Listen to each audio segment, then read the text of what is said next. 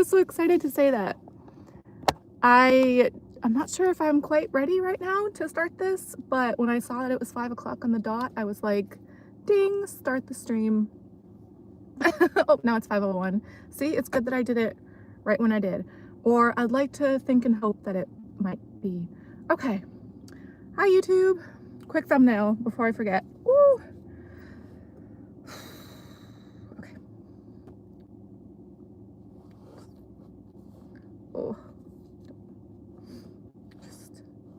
I need like a pillow to put on my lap so I'm not distracted by like my pouch. Oh.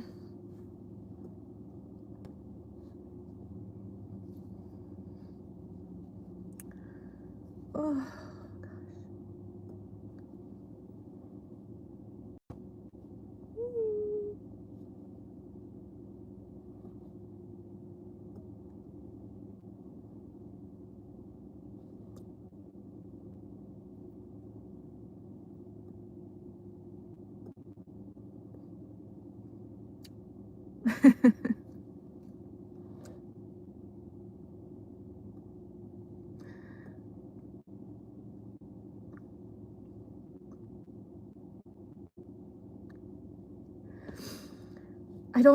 This just feels like a day that I'm not going to be able to get a thumbnail that I might like, but whatever. I've gotten a few that I've liked recently from my past few videos that I've done recently, so that's something I'd like to think.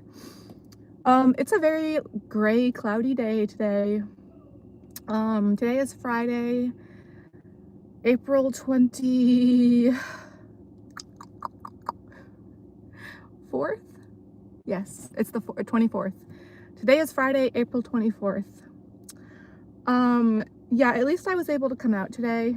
I almost didn't. I started my period today. And yeah, with that, I'm feeling pretty bad.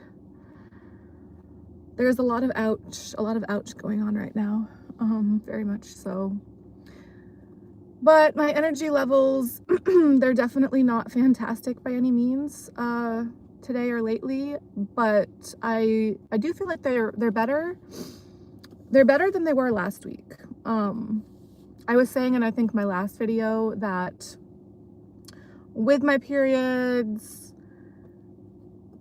the extreme exhaustion that I get from them seems to be at its worst, like the week leading up to my period, versus once I actually start it, it's still a thing for sure, but not quite as bad as the week prior leading up to it. So anyway, yeah. Also, I've been having a lot of electrolytes lately. So yeah, recently I did 2 different drink reviews for electrolyte drinks. And then normally with that kind of stuff, I would try to like space them out. So because they are really expensive and definitely out of my price range, as is pretty much everything these days. So yeah, normally with my electrolyte supplementation, I try not to, like, ideally I would like to just have that stuff a lot, but yeah, just being so expensive, I try to not have that stuff too often, like make them last as best I can, space them out. Especially, well, obviously it's different. Like when I get the regular like bottled drinks, I can just have the drink, obviously, but when I get the packets occasionally, I try to make the packets last really long, like space them out. So I remember back probably at this point, like a couple or a few months ago, I got these 2 boxes of liquid IV packets at Walmart. And I remember I actually mentioned them in a video. I have no idea which one because, again, at this point, that was probably like months and months ago. But so the first, up until like yesterday or the day before, I hadn't opened the second box. So, but the first box had been open for a while, but I had made that first box last like quite a while. I actually just finished the first box, which was I think blue cotton candy flavor, which was really good. I made those last. I just finished like the last packet of that just like the other day. And either like yesterday or today, I just opened the second box, which is the watermelon flavor. So the water it's kind of funny because the watermelon flavor, I've been having a lot of watermelon flavor electrolyte drinks lately. Well, I actually, one of the 2 drink reviews that I just did last week was a watermelon flavor, but then I also have a different version of a watermelon flavor drink that I haven't tried yet, that I want to do a drink review for as well. Maybe like next week. Hopefully I can get around to that. Find a good time for it, or like a decent time for it, when I'm at the club. But so the watermelon liquid IV packets that I just tried, I had never tried. I don't usually get liquid IV packets because, again, like, too expensive for me. But I broke down and got them a few months ago, those 2 boxes, because I was probably just feeling especially awful at the time. And I've been having them, so the past few days, I've been having a lot of those packets, like, just kind of back to back consecutively, like, which I normally wouldn't do, or like I would normally try not to do that to make them last longer and space them out more. But yeah, lately, I guess, and especially with my period, I've just been feeling like really not great. And I really struggle with trying to drink enough because I hate to pee. Like, I'm one of those people that just, I don't know if it's like a sensory, like autistic thing, but I hate the sensation of having to pee, and like, it just makes me really anxious, like, to have to like interrupt my day to do it. Like, I don't know. I have to pee a lot, I feel like, too. Like, I definitely, it just bothers me. It really bugs me. And so I try to drink enough, but it's really difficult because, again, I feel like the more I drink, the more I have to pee, and I hate to pee. So I don't know. But then with my period lately, I've been feeling really dehydrated, so I've just been like trying to drink more and like get the electrolytes or whatever. I don't know. But again, I mean, I feel a little bit better energy wise kind of today, not by much, but overall, I want to think I'm feeling somewhat better with the electrolyte stuff, with trying to get that stuff in.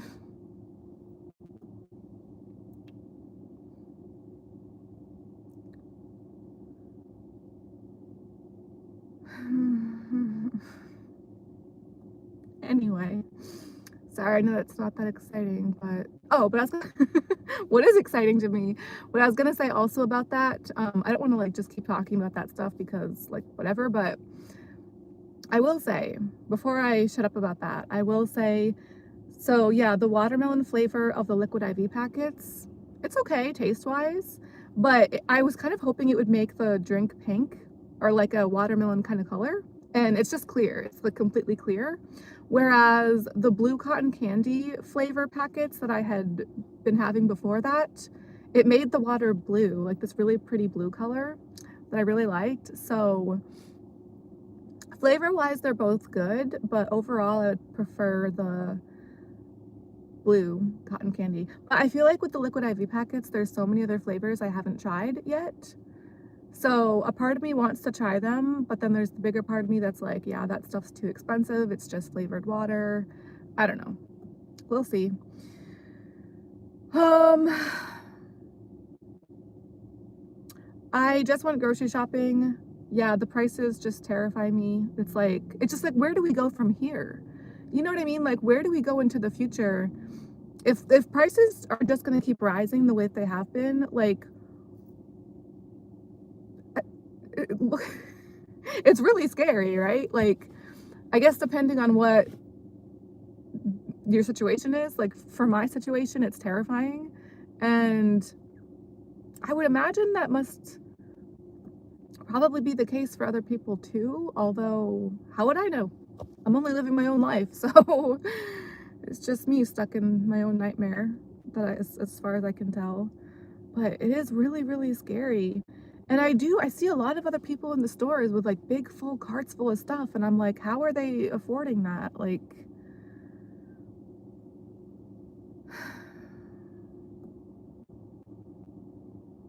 I don't know, it's really scary.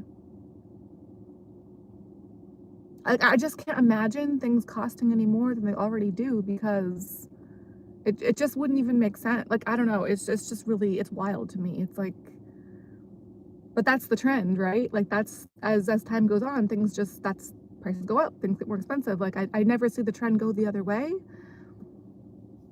I guess a few times it's happened. It does catch my eye, like when it does happen, because it's like shocking, you know? But it's like percentage wise, I feel like that's like less than 10% of the time. Like maybe like even less than 5 where I am. I don't know if it's like that other places, but it's so rare, it seems like. But whereas the price is increasing is not rare at all. It's all too often and common and just too much for me. But well, what am I gonna do about it, right? Like just like anything else, what am I gonna do about it? Well, like I want to think as far as what I'm gonna do about like some stuff, I feel like this year, before this year is over, I want to try to make at least some active, like I want to actively try to initiate more positive changes for myself, like actually do something more to try to make things not as awful for myself. So with that, like I've been telling myself lately, like I have to apply for heating assistance for next winter. If I'm not gonna move somewhere else, which I probably won't, and honestly I hope not to, because I don't think I could handle that. Like there's trying to imagine that, it's just like, yeah, probably not. So, you know, yeah, that's one thing. I've just done the past 4 winters without having the heat on because it's too expensive for me. So I know that I can't do that again though. Like me doing it the 4 times that I have so far already is like way too much. Like it's just that's awful, obviously. It's, yeah, but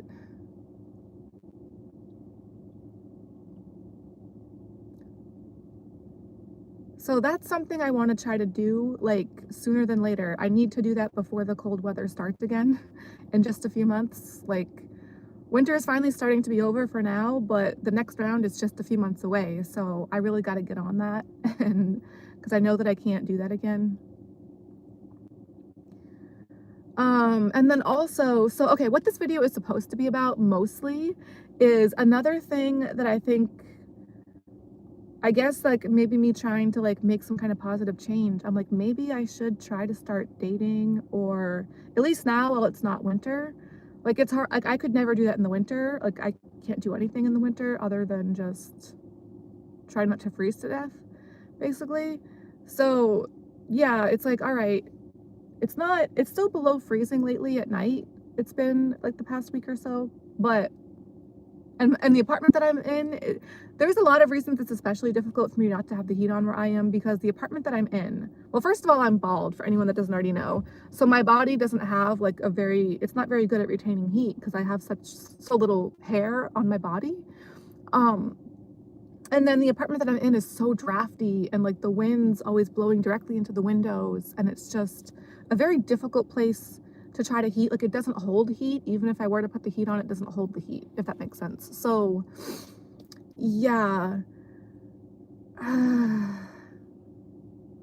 I could never do much of anything other than just try to barely survive in the winter. So now that it's not winter lately, or not as bad, I'm like, all right, if I'm ever gonna maybe dare to try to date, maybe I should try to do that now. Like that's another thing that I could try to do, to like try to do something maybe kind of positive for myself, which I've never really thinking about it, I've never been on a date. I've never dated anybody. I guess depending on how you look at it, like I did have a boyfriend. So I'm gonna be 38 this year, for anyone that doesn't already know that part. I in my entire lifetime, I've had like one serious relationship, I would say, like one boyfriend, really. I guess like again, depending on how you look at it. Like when I was in junior high, not junior high, 8th grade? Is that still junior high? I guess I had a boyfriend when I was in 8th grade, but that wasn't that serious, obviously, like being that young. And then like my freshman year of high school, again, it was kind of like same deal. Like it wasn't that serious. It wasn't like very long, or I guess I was calling him my boyfriend at the time, but it wasn't like an actual, like real, like adult relationship, obviously. Like we weren't even adults. So, after high school, I was with a guy for about 5 years, but also after high school, I was going through a lot of stuff. And looking back, I think he was too, actually. Probably not as bad as me, but still like stuff. So yeah, we were still pretty young, just being out of high school then. And so that relationship just didn't really go very well, like since we were both really going through it. And myself especially, like I had been through a lot of stuff in high school and even prior to that, but especially high school and also afterwards. I never really got help or therapy or guidance or support throughout any of that. So it was a rather toxic relationship. Not terrible, but it wasn't great, and obviously it didn't last because ever since then I've been single. And in being single, um after we broke up, I did move in with my mom shortly, but that didn't last very long either. I was only with her for a couple years, and shortly after that, I started stripping. I became a stripper. And then shortly after I started stripping, she moved away, like without really telling me or giving me a heads up. She just booked it and moved very, very far away, like very far away. I lost all like my old stuff that had been in that house prior to that. So just a lot of bad crap. But throughout that entire time, since that one relationship that I had after high school, I've never dated. I've never been, like I've had a couple casual hookups and like almost flings, but I've never actually had another boyfriend or relationship. And also throughout that time, I've never really been on like an actual date or dated anybody. So I've never been like I've never dated anyone, which is so weird to think about. And I just don't know how to look at that because there is obviously a big part of me that's like, damn, I'm just wasting my life. I'm just wasting my youth. Like I've never been married. I've never had kids. I've never owned a house or had a real job, or there's just so many things I've never done. Like I've never traveled. I haven't had a pet in a long time. And all the time that I've been single, like it's just a very sad, lonely, miserable existence, honestly. And that's, I'm not going to try to lie or sugarcoat it. It's awful. Like there's things about it that I like. I mean, there is some sense of personal freedom, but whatever sense of personal freedom I'd like to think that there could be with this kind of stuff, it's all just kind of overshadowed or taken over by me needing to work and pay bills anyway. So like, and just how expensive everything is. Like the price is just rising and rising, and it's like, I barely have an income as a stripper. I hate being a stripper. I love I say a lot. I love dancing. I love being on stage, but I hate actually being a stripper, and I hate the whole concept of somebody like me trying to make money that way. Because all my life people have told me that I'm ugly and fat and worthless. And that's still a thing to this day. Like that's how I get treated by a lot of people, even in my family, which my family is pretty small, but like that's always been like the common overarching theme for me. So it's like for me to try to be hacking it as a stripper in any kind of monetary sense of, in any kind of monetary way, financial way, it's like forget it. Like it's just, it's ridiculous. It's awful. But so I don't know. I just don't have the self-confidence to try to date, to put myself out there. And being a stripper has honestly made that even worse because, yeah, I know some strippers that have boyfriends. I know some strippers that are married. But I feel like they're in the minority, possibly. It seems to me so far. There's like a handful, like well, more than a handful. But again, I feel like the majority of the dancers that I have met and that I've known, tend to be single. I don't know. But I have myself, I have been single the entire time that I've been a stripper. So And I just, my confidence is already so lacking to try to like present myself to people, like especially like in the possibility of like a relationship or dating kind of way. So, and then adding stripping into that mix, it just makes it that much harder. You know what I mean? To feel like I could possibly be worthy of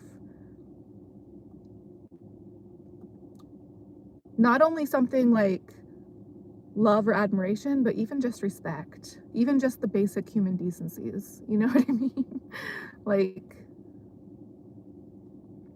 I also feel like I've been messed with a lot throughout my time as a dancer, so, which I have. um, so that doesn't help either. Well, what got me onto this, so yeah, with me thinking though, like, I guess with the weather kind of starting to change a little bit, I 9 times out of 10, I just don't feel up to trying to date. I don't feel like I don't have the time. I don't have the energy.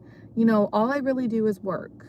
Um, and then in doing so, I, as a stripper, I don't have health care. I don't go to doctors, but I have a lot of health conditions that I feel like are untreated and make it that much more difficult for me to work as much and as hard as I do. So with that, it's like, even when I'm not technically working or even when I'm not at the club working, even the days off that I have from the club, I feel like I either have to try to catch up on sleep, like my body literally demands it, and there's like no other option for me. Um, and then the rest of the time, it's like doing the other things that I have to do, like, you know, going to the bank, going to the post office, going to the grocery stores, paying bills, going to the gym when I can. And so, yeah, it's like, I just realistically, it's like, how would I ever try to find the time or the energy to like date within all of that? There's also so many other reasons. Like, I have OCD. I hate restaurants. Like, I don't like to consume things that I don't prepare myself. Like, I don't trust other people to like prepare things that are going to go in my body. Like, I just feel like other people don't care, or like they're just so careless in the way that they do things, which really is for the most part pretty true, I feel like, and like just dust flying around and like little like little bits of debris and like particles of things like getting into stuff. Like, I am very OCD and I really don't like being that way, but it's like I can't go back. I can't. It wasn't always this bad. I think I always had some level of OCD, just like because of like instability and a lot of anxiety because of the unstable situations and circumstances just all throughout my life that I've been in. So there's been a lot of anxiety that's come with that. And I do definitely suspect that my OCD has been that's been a big part of why I have OCD. And again, I've had some level, like some type of OCD as far back as I can remember, even since I was a small child. But the habits and the way that it's presented itself, like the way that the actual like details of how I experience my OCD has somewhat changed throughout the years, like throughout just different time periods in my life.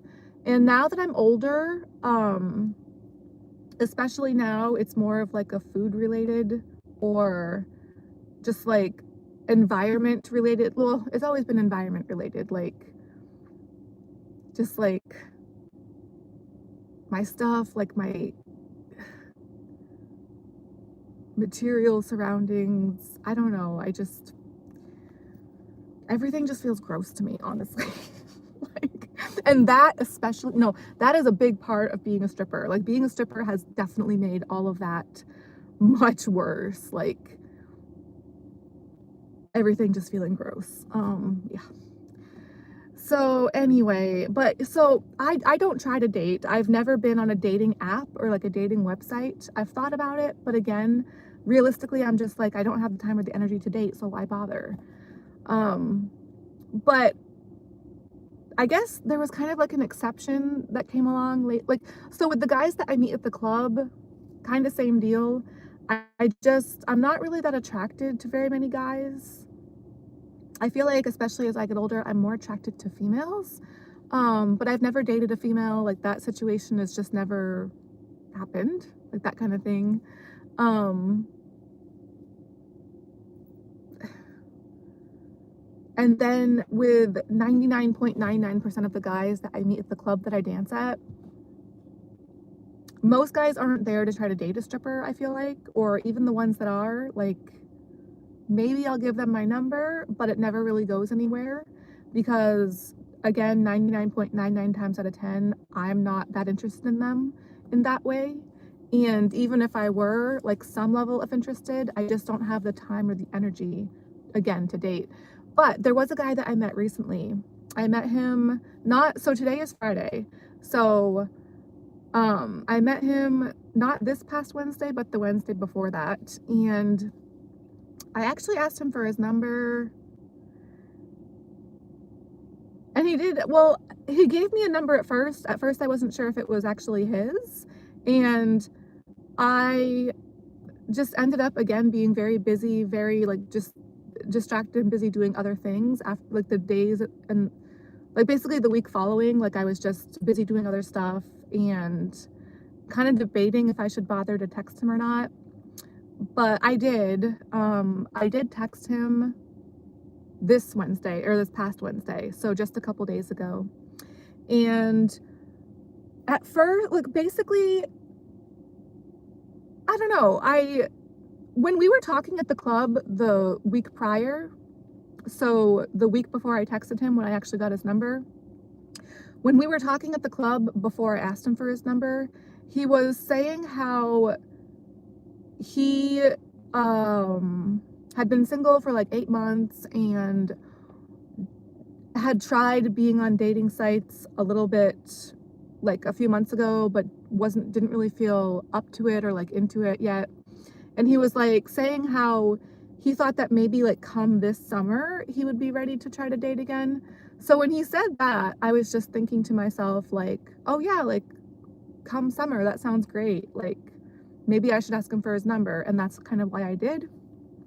Because I was like, like, summer's not here yet, basically. So that's, like, I don't know. I'm the kind of person that likes to have ideas, like, in theory, to, like, look forward to in the future. Like, to kind of, like, give myself some kind of, like, false little sense of hope or, like, something to look forward to. Even though I know deep down that I'm never actually probably going to be able to actually do that thing. Like, have the time, have the energy. Besides my OCD, or I guess part of my OCD, I carry around this big heavy bag with me everywhere that I go, and it's like a survival thing. Like, I just never know what might happen, and I don't have family in the area. I've been single for a long time, so I never know what could happen. So I try to be prepared as I can, and with that, I feel the need to carry around this big heavy bag with me, and that bag is literally on my person 24/7 everywhere that I go. I sleep next to it. It's like, that's what I'm in a relationship with. So I'm trying to picture myself, like, actually doing anything, like going to the beach, or to even something as simple as going for a walk. Like, anything that I do, I would need to have my bag with me. So it's like, that bag is heavy. It's like 15 pounds probably. And that's without a water bottle in it, by the way. So I can't even fit a water bottle in there. I technically can sometimes, but it ain't easy. Oh, it's 5:30 on the dot. Ding. 30 minutes in. Apparently. It feels like forever. Oh gosh. So yeah. So I like to give myself, yes, my existence is very, for the most part, very depressing. It's a drag. It's like, I'm not living by any means. I'm existing. I am suffering and just trying to do my best to do what I need to do to just try to barely survive. Like, or I'd like to just actually survive. I don't want to barely be a part of that. I'd like to just, of course, I'd like to thrive and actually live, but again, my circumstances, my situations just don't really seem to allow for that kind of thing. So I just be trying to survive over here, you know what I mean? Like, but a part of me being able to like have the motivation to keep doing what I need to do to try to survive, I try to give myself little like things to look forward to in the future, like maybe I could try this or maybe I could do that. And almost always I know that I'm not ever actually going to be able to do that thing, but just like just the possibility or the idea that maybe I could. So that was, so, you know, that's just, it's like a false sense of hope. It's like something that I can just give myself to try to like tell myself that there might be some kind of happy thing like in the future, when really I know that probably not. So that was pretty much like what I was, that was pretty much the idea with me asking this guy for his number. At first I didn't think he was even going to give it to me. Then when he did give me a number, I just kind of assumed that it wasn't actually his number. And then, so like I wasn't even really going to text him. Like I waited for a week after he gave me his number. And then a couple days ago, this Wednesday, 1 week later, after getting his number, I was like, well, I can either text him today or not, but if I don't do it now, then I probably wouldn't ever dare to do it again. Like, you know what I mean? Like a week was long enough, I felt like, and I wasn't going to actually wait for summer, because I felt like if I waited until it was actually summertime, like he would already be busy dating probably, or he would have just forgotten like who I was, or like if I were to text him out of the blue then he'd be like, who is this? Probably, you know what I mean? So I did text him this Wednesday, and part of the reason, like the main reason I dared to do that was because I didn't think he was going to text me back. Again, I wasn't even sure if that was actually his real number, or even if it was, I just didn't think he was going to text me back. Or I was like, well, even like maybe even if he did text me back, it would probably be like maybe a few days later or like the next week. Or basically what he did end up doing was he texted me back right away, and I was not ready for it. Like I didn't think that was going to happen. So I texted him at 8:30 a couple days ago, this past Wednesday night, and we were texting until 10:30. So we were texting back and forth for like 2 hours basically. And again, that was not within the realm of like possibilities that I had tried to foresee. I was not ready for it. I didn't think it was going to be a thing. And the way that he was responding and like kind of like carrying on the conversation, like again, I just kind of thought it was going to be like a quick little thing. Like I kind of thought even if he did text me back, maybe it would just be like, yeah, like maybe I'll hit you up sometime this summer, because again, he had said that he was going to be looking to date come summer. He made it sound like it was like not going to be a thing until summer for him.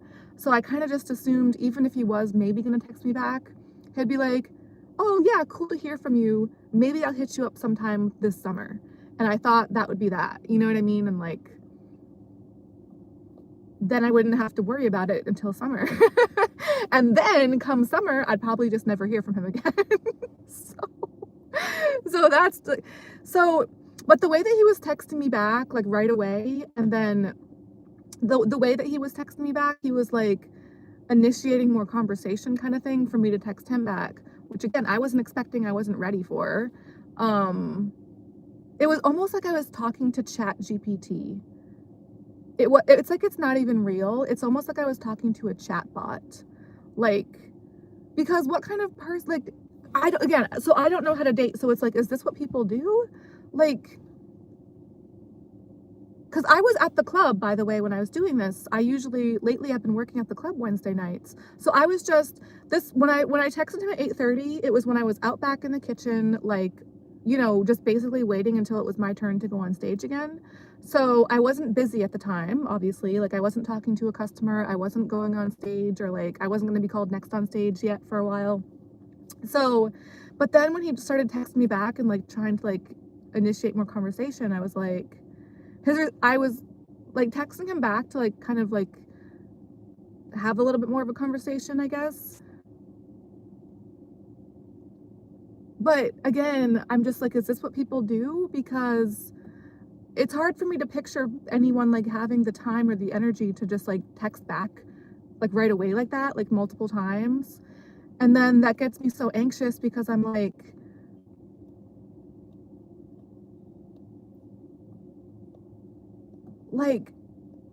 I don't know, like, is that supposed to be an actual conversation? Or like, are you supposed to just like keep texting until one of you just says, okay, like, gotta go talk to you some other time? Or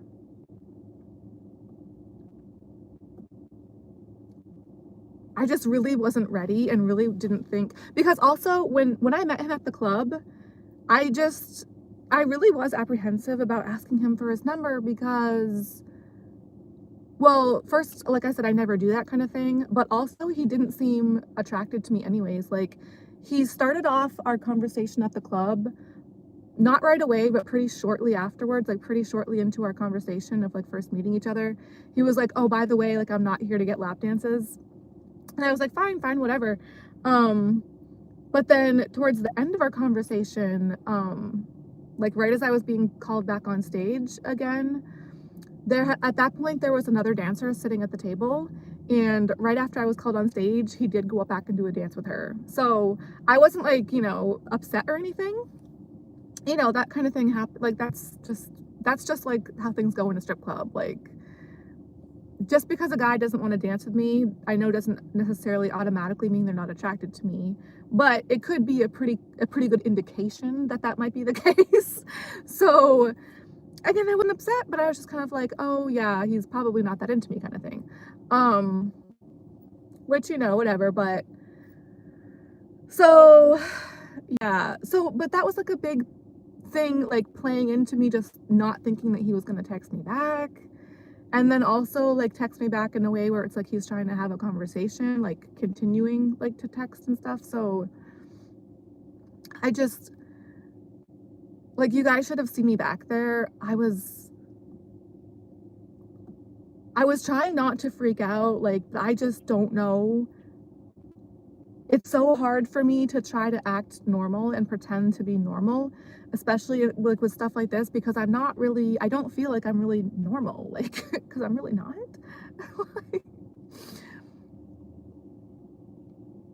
I don't know. I feel like, how like in comedy movies or like romantic comedies, especially the more modern ones these days, I feel like the characters in these kind of situations, they can like just break the ice and just like come right out and say what they're really thinking. And because it's supposed to be a comedy, like, that just seems to be okay and funny. And then the other characters will like be like, oh, okay, thank gosh you just like came out and said it. And it's just like funny. And like, whereas in real life,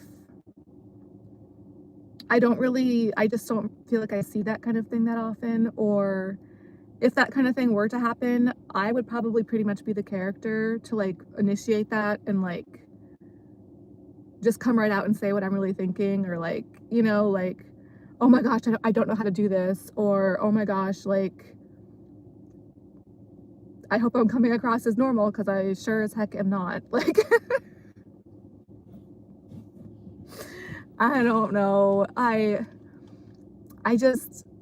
never see that kind of thing in real life, but then again, I never even have like interactions outside of the strip club, like just being on stage and like maybe trying to get a lap dance here and there. Like, I never have enough different types of interactions to even have the chance to like be in one of those situations anyways. So I have no practice, I have no experience, I'm just not used to this kind of thing. Like, I don't know how to do it. And I was kind of freaking out a little bit out back in the kitchen. Like,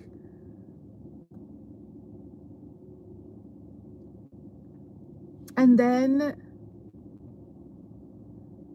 I don't know, he was like, at one point he asked me, he was like, so when are we gonna hang out or something? And at that point I was called on stage. And I was actually called on stage before I even saw him ask me that. And I hadn't mentioned to him that I was at the club, but I kind of just wanted to think that he might already have an idea that I might be, because he had met me at the club this, like, on a Wednesday, like the previous Wednesday, like the same day of the week, basically. Like, we were talking, like, texting on a Wednesday, and I had met him the previous Wednesday at the club. So I don't know, I wanted to think maybe, but so I went on stage, and then after I got off stage, I checked my phone again, and I saw that, because we had been texting back and forth like on a regular pace before I was called on stage, and then I went on stage like kind of abruptly, and so obviously I had to pause the conversation, but I didn't really have a chance to like tell him like through text, like, oh, I'm going on stage, be right back. I kind of just, it was very abrupt. So I just went on stage. And then when I got back off stage, I checked my phone and I saw that he had asked me that question, like, when are we going to hang out? And so it's like he had asked me that, and then there was like a long pause. Whereas right before he asked me that, we had been like talking back and forth at like a regular pace. Like I had been responding pretty quickly. So I was like, crap, that's bad timing. Like, I don't want him to think that I've been like unsure of how to respond all that time that I was on stage. So I just told him, I was like, oh, sorry. I was like, I'm at the club and I was called on stage. I was like, I'm not ghosting you, I swear, kind of thing. So, and then I was like, oh crap. Because again, I just kind of thought that like, if this would have been a thing, I didn't think it would have been a thing until the summertime. And spring has barely even started here. So like, it's the end of April. To me, summer is like July. So I thought that I had like months in between. So I don't know. I didn't know what to say at that point. I was like, but also I knew that I was going to be starting my period. So I didn't know if I should have, looking back now, I literally should have just been like, yeah, that's what I should have done. That's what I should have said. I should have been like, yeah, maybe hit me up this summer.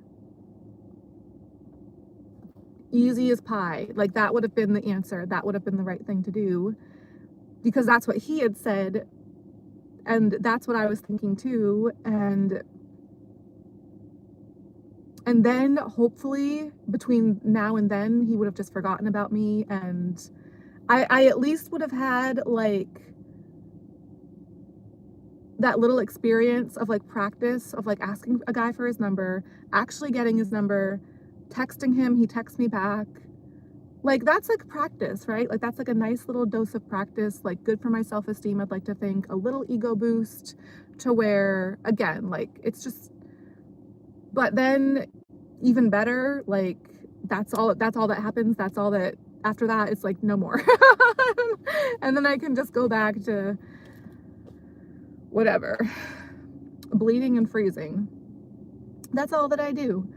You know, it's periods in winter.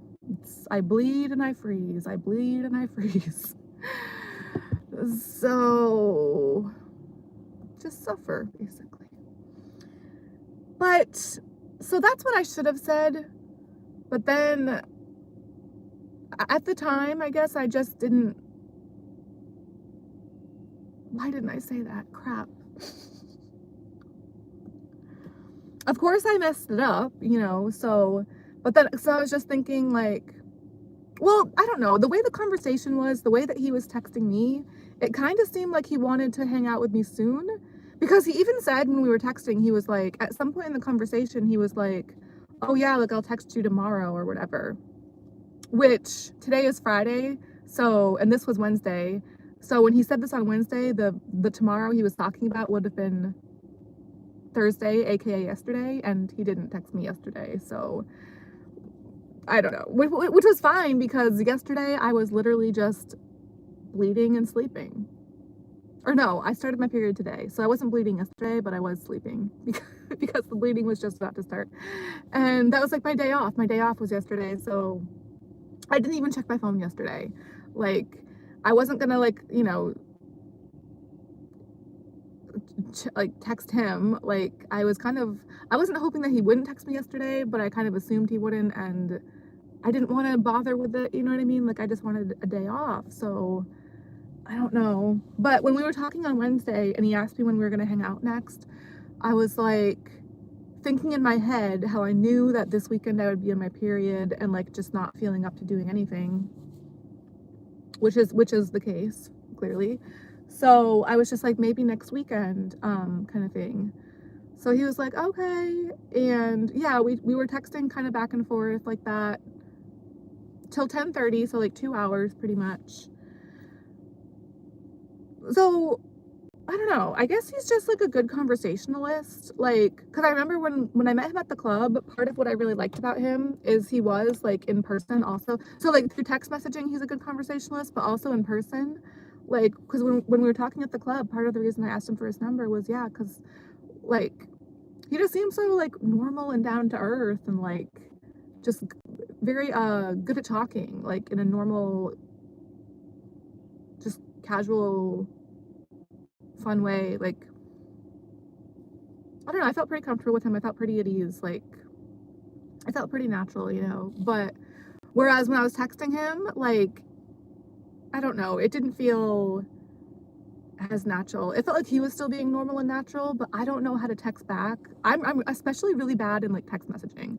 Like, which is kind of funny because I talk a lot like on my channel here about how I like writing, and like for a while I had been like trying to write a book and like just into writing and stuff, but I'm actually not that good at writing, and go figure.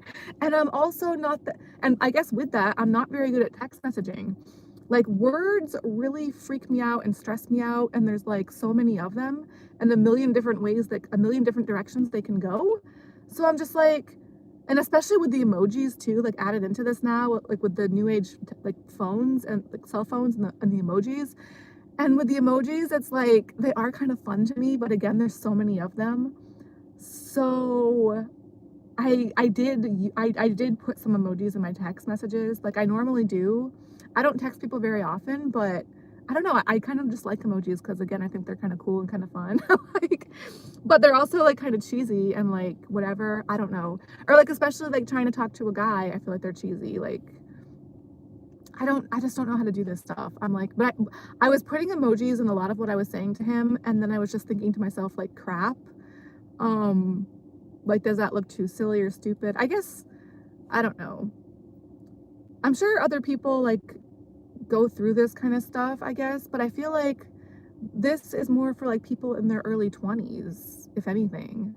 Like, not their late 30s. You know what I mean? Like, and my grandmother even, like, she was married at 19. Like, before she was even 20. Like, she was married. Like, she had her first kid at 20. So it's like just the maturity levels, like the experience levels. I'm like, how am I almost 40 and you know what I mean? I just don't feel up to like doing anything or like even trying to. And I feel like anytime that I do dare to try to do anything, I just make a damn fool out of myself. And it's like, how do people do this stuff? But then you look at the divorce rates too, and it's like, okay, well, even if people are technically doing this stuff, like, or doing this stuff from a younger age, like, they say the divorce rate is so high, and both my mother and my grandmother were married 3 times. So, you know, they got divorced a couple times. But I don't know. It's just, I just don't know how to do stuff. Oh, but then at one point too, um, I he had mentioned something about me like being in shape, like as a dancer, like on stage or whatever. Or, oh, because he had said something about how he used to be in theater production or something. And he was like saying how he probably wasn't as fun to watch on stage as I am or something. And I was just like, oh, I was like, I'm sure you were fun to watch up there. Like, you're in great shape too. And I was just saying, like, I could definitely tell you were in really good shape when I was giving you a back rub because, yeah, I had given him a back rub. On, like, even though he didn't want to dance with me when I met him the other week, like last week on Wednesday, I did mention like a back rub instead, and he was like, okay, so I gave him a back rub and he's, you know, like in good shape. So, but then after I said, like, mention the back rub, he was like saying like, oh yeah, like that was a great back rub, like, maybe I'll give you a back rub next time. So now I'm thinking like, well, where would we be to do a back rub for me? Like, you can't just like, I'm like trying to think of like what would the location be? Like, you can't just give me a back rub like anywhere in public. And I guess you could, but I'm like, I'm not like gonna go right to his place, you know what I mean? Like right off the bat, that's for sure. Which thankfully, he doesn't live too close to the club. It's like at least half an hour away. So I want to think that's a good thing. It's not a good thing in the sense of like driving, but overall, I think it's a good thing because I do hate driving. So that's like a deter. That's like a way to like for me not to make any rash bad decisions and just like go over to his place. So the further away, the better. So like okay, but like I don't know. Yeah, he originally like to when he was talking about hanging out, he was like maybe we could go out for like a drink or a coffee or something, and I was like yeah, or I was like you sound like you really like the outdoors, so maybe we could do something outdoorsy, because again I have OCD, so like not only do I not like to drink things in public, not only do I not like to eat things in public, I don't like to drink things in public either, because again I just don't trust anything that wasn't prepared by myself. And like I know like even the stuff that I get in the grocery store, like it's prepared by other people, like in the factories, or like it's still prepared by other people in a sense, like when they're doing the packaging and like the production, like behind the scenes. So, and there's like recalls of stuff all the time, you know what I mean? So it's not like, but it's just this thing that I have. Anything that I eat or I drink, it needs to be like a solo mission. It needs to be like something that I get at the store, and like if it's a protein bar or like a bottled drink, fine, whatever, I can have it when I'm out and about. But if it's anything that needs to be prepared in any way, I can only do it back at the apartment that I stay at, like in private by myself. Like I need to focus, I need to concentrate, I need to rinse things off and make sure there's no dust, and like just really like try to put myself at ease as best I can, because I do have really bad anxiety with that stuff, and just like I just get stressed out.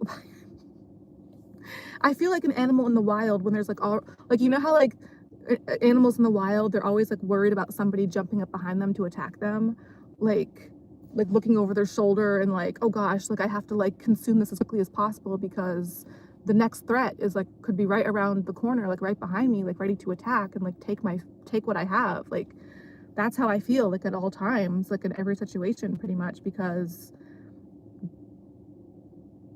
that's pretty much what I've experienced. Like I've just never really had like a stable, safe environment. I feel like even now back at the apartment that I've been staying at, stuff's gone missing from there.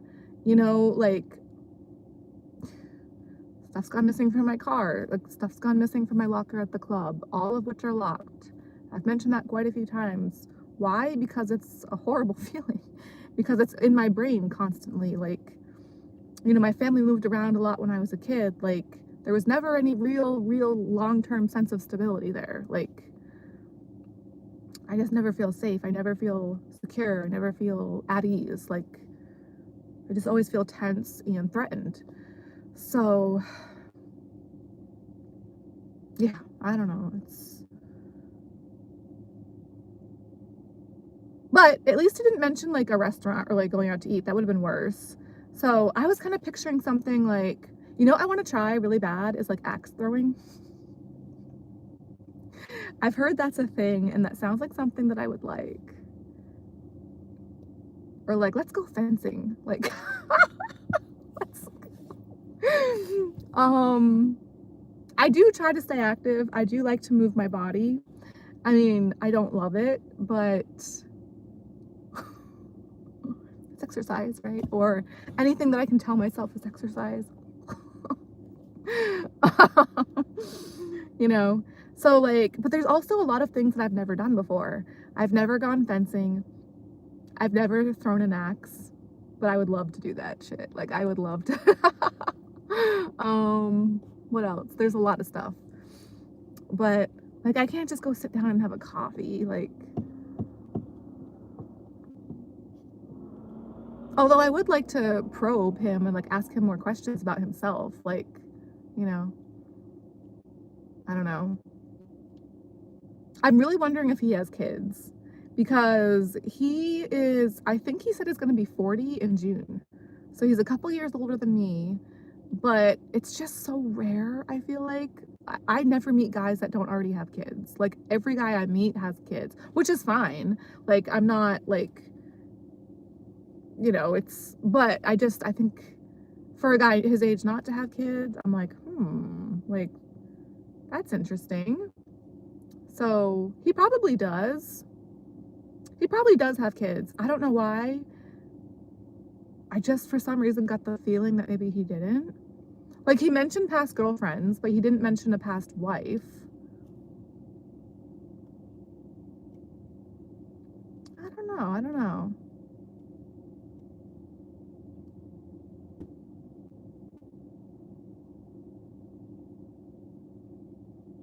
But I am curious. I would like to actually know if he has kids or not, so that's one question that I would want to ask him in, like, a normal sounding way. Like, I don't know, like, when people date, like, is that, like, a normal question to ask when you're first getting to know someone? Or is that, like, too personal when you're first getting to know someone? Or how do people do this? I feel like it's so much harder trying to do this stuff when you actively know that you are not normal by any means. Like, I'm not normal inside, I'm not normal outside. I don't have a normal lifestyle. I don't have a normal thought process when it comes to a lot of things. So, like, maybe this stuff is difficult for a lot of people, but I just feel like it's gotta be so much more difficult when you just know, like, you're an absolute freaking weirdo. Like, in my case, like, and I have, like, no one, like, I have no feedback loop. Like, I have no one to talk to about this stuff. So actually, you know what? Like, yeah, and again with my family being kind of, like, rude to me a lot of times, like, I have no one, nobody's really in my family, but, like, I talk to my mom and I talk to my gram. I don't talk to either of them that often, especially my mom, but especially because my gram's, like, obviously getting older and older, like we all are, but she's old, she's the grandmother, so she's, we have always gotten along pretty well. So I was talking to her, I was talking to her a couple days ago, and I mentioned, like, whenever we talk, she's always kind of like asking me, like, if anything else, like, new is going on in my life. And I'm always like, no, like, all I do is work. And I always, like, sometimes I'm like, should I just, like, lie and, like, make something up to tell her so it sounds like, so we can at least have something to talk about? You know what I mean? Like, literally all I do is work and struggle. So it's like, what else can you really say about that? Like, gee, I wish you and mom had taught me more about how to navigate life or how to, like, do this stuff. I wish you and mom had warned me how awful this all is. I wish you guys had taught me this. I wish you guys had taught me that. Like, I don't want to guilt trip her like that. You know what I mean? So it's what I'm thinking the entire time, though. Like, damn, I wish you guys had taught me this. I wish you guys had taught me that. Like, or at least mentioned it. You know what I mean? Like, I wish we had done something other than go out to eat when I was a kid. Like, I mean, yeah, I loved it at the time. It was great. A lot of happy memories there. But it really is kind of all that we did. Like, whenever she would come visit, like, we'd just go out to eat, which was great. In the moments, at the time, it was great. But I don't know. It's like, couldn't we have talked about more important things throughout that at some points? I don't know. But so yeah, when we talk on the phone now and for a while, it's like, she'll be like, is there anything new? Is there anything going on? And I'm like, no, just working. And, I'm an adult. I work. I'm doing the best I can. I'm just trying to do the adulting and work and pay bills, and that's it. So, and then all the little problems and the big problems along the way that come with that, like, if there's anything that we do talk about besides that, it's like a problem that happens. Like, something happens with my car or the apartment, and that's like, a bad issue for me to try to deal with. Like, something breaks or something, you know, is having problems. So sometimes I'll mention that stuff. A lot of times I try not to because it's depressing. So anyways, I did mention this guy to her though, because I was like, finally, like something I can mention that's like something to, you know what I mean? Like something to talk about that's like maybe like different and switching it up a little, like kind of a good thing, like not like a terrible thing. So I mentioned, I was like, yeah, like I met this really cute guy at work the other week, like last week or whatever. And she instantly starts to be like, oh, she was like, you be careful now. She was like, I don't want anyone taking advantage of you. And I'm like, no, no, it's fine. I was like, I'm sure nothing's gonna happen. Like, we probably won't even get to hang out again. I was like, you know, we both work a lot. But then I was like, you know, I was like, I asked him for his number. Like, he didn't ask me for mine. Like, I asked him for his. And she still kept saying that, like multiple times. She was like, be careful. She's like, I don't want anyone to take advantage of you.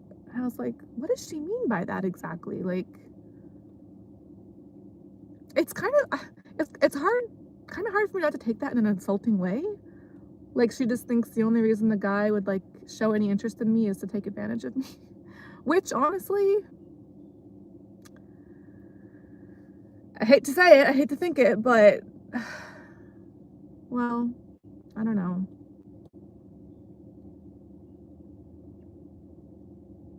But it's like, take advantage of me how though too? Like, I guess sexually or like monetary wise, but I don't know. It was just a weird vibe to where I'm like what specifically was she talking about? Because it's not like I'm just gonna go right over to his place and hang out one-on-one right away, if ever, probably. Like, I don't know, just the way she was saying it, I was like, what? And this was towards the end of our conversation too. This was right before I had to go sign into the club, because we were having this conversation right before, this was actually a couple days ago, this past Wednesday. So earlier in the afternoon, I had just gotten to the club. I was parked right outside the club, and it was like a few minutes before I had to go sign into the club to start my shift, as we were getting into this topic of conversation. So with her saying that, I kind of wanted to like ask her like what she meant by that. Like, what do you mean? What are you talking about? But again, I just had a few minutes until I had to go sign into the club for work. So I kind of really didn't have a chance to do that. But it's been weighing on me ever since. Like, why? I don't know. Everything's just so depressing over here. Like, how about you guys? Like, anybody else like know what I mean at all? Or what a drag. Like, I don't know. Everything's just feels like such a freaking drag. That's obnoxious. Why do people do that? Or like, what is that? Why would that be a thing? Because I can't see any positive sides of that. I can't think of a single positive thing with that noise. There's not one thing that, oh, okay, so that's something that dogged something in my brain of something else I wanted to mention. Oh, God.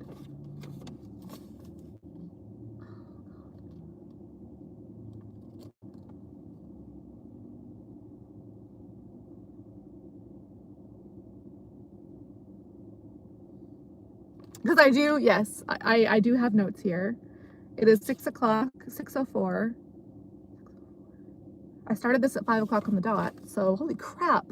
So when we were half an hour through this video, it had already felt like a long time. Because I remember at 5:30, I was like, oh, it's 5:30, half an hour. And I was like, damn. At that point, I had felt like I was already talking for a long time, and I was like really tired of talking already. But now that we're over an hour in, or should be, now I'm like, oh, it doesn't feel like an hour. Now an hour feels like it's too long. And I haven't even gotten into my notes. I want to go like much longer, but it's already apparently been over an hour, which is crazy. 6:05. That's my grandmother's birthday, June 5th.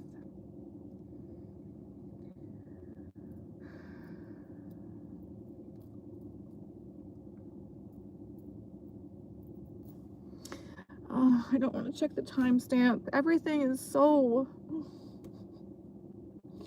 I don't want to check the timestamp for this video right now because in doing so, it's really hard not to see the viewer count, and I don't want to see the viewer count because it stresses me out. 65 minutes. The timestamp sounds right. Oh gosh.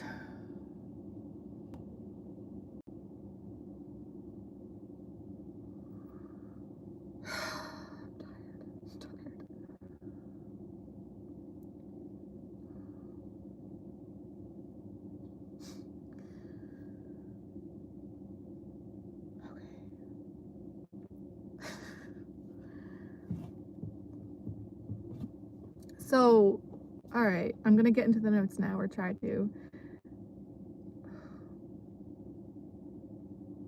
Okay, because that car driving by was like a really loud, obnoxious noise, and that reminded me of something in my notes, which is the dishwasher.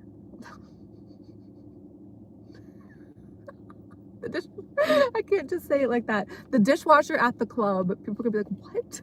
The dishwasher at the club that I dance at. Okay, hold on. Hold that thought. Me. I'm talking to myself. Oh my gosh.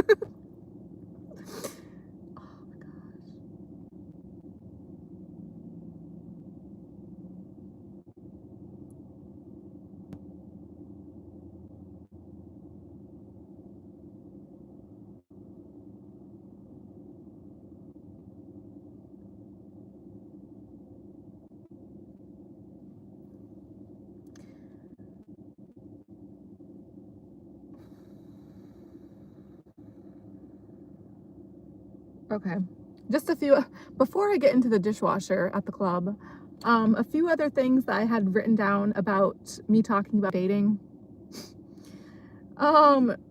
Basically, I'm afraid that anything that I say or do could be seen as a red flag, because I just feel like that's like a big common theme in society. Like, oh, like that's a red flag, or that's a red flag, or that's a red flag, and it's like so many red flags, and it's like, dude, chill. Like I am a red flag. Like, let's just come right out and say that and just get that out of the way. Like, that's literally what I am as a person. I am like a red flag personified. I am a red flag in human form, in the flesh. Let's try to, this is kind of like a flag. Here I am. I'm a red flag, okay? So let's just get that out of the way. Like, can we just stop pretending for a moment? Like, can I just stop pretending for a moment? Like, the other thing, oh yeah, when I think about dating, I just want a mainline tequila, which is true. And that's me saying that. I never drink. Like, I can't remember the last time that I had a drink. I haven't had a drink in years. I can't even remember the last time. But part of why that's the case, part of why I don't drink, is because once I start, I don't want to stop. As is the case with many things for me. Unfortunately, I feel like I have one of those like addictive kind of personalities where it's like if something is good, or especially like really good, it's really hard for me to have the discipline and the self-control to just like moderation, you know what I mean? Like I just want more and more and more. So I don't drink largely for that reason. I've learned that about myself the hard way many times in my earlier, younger days. So I'm trying to live and learn in that regard, especially, but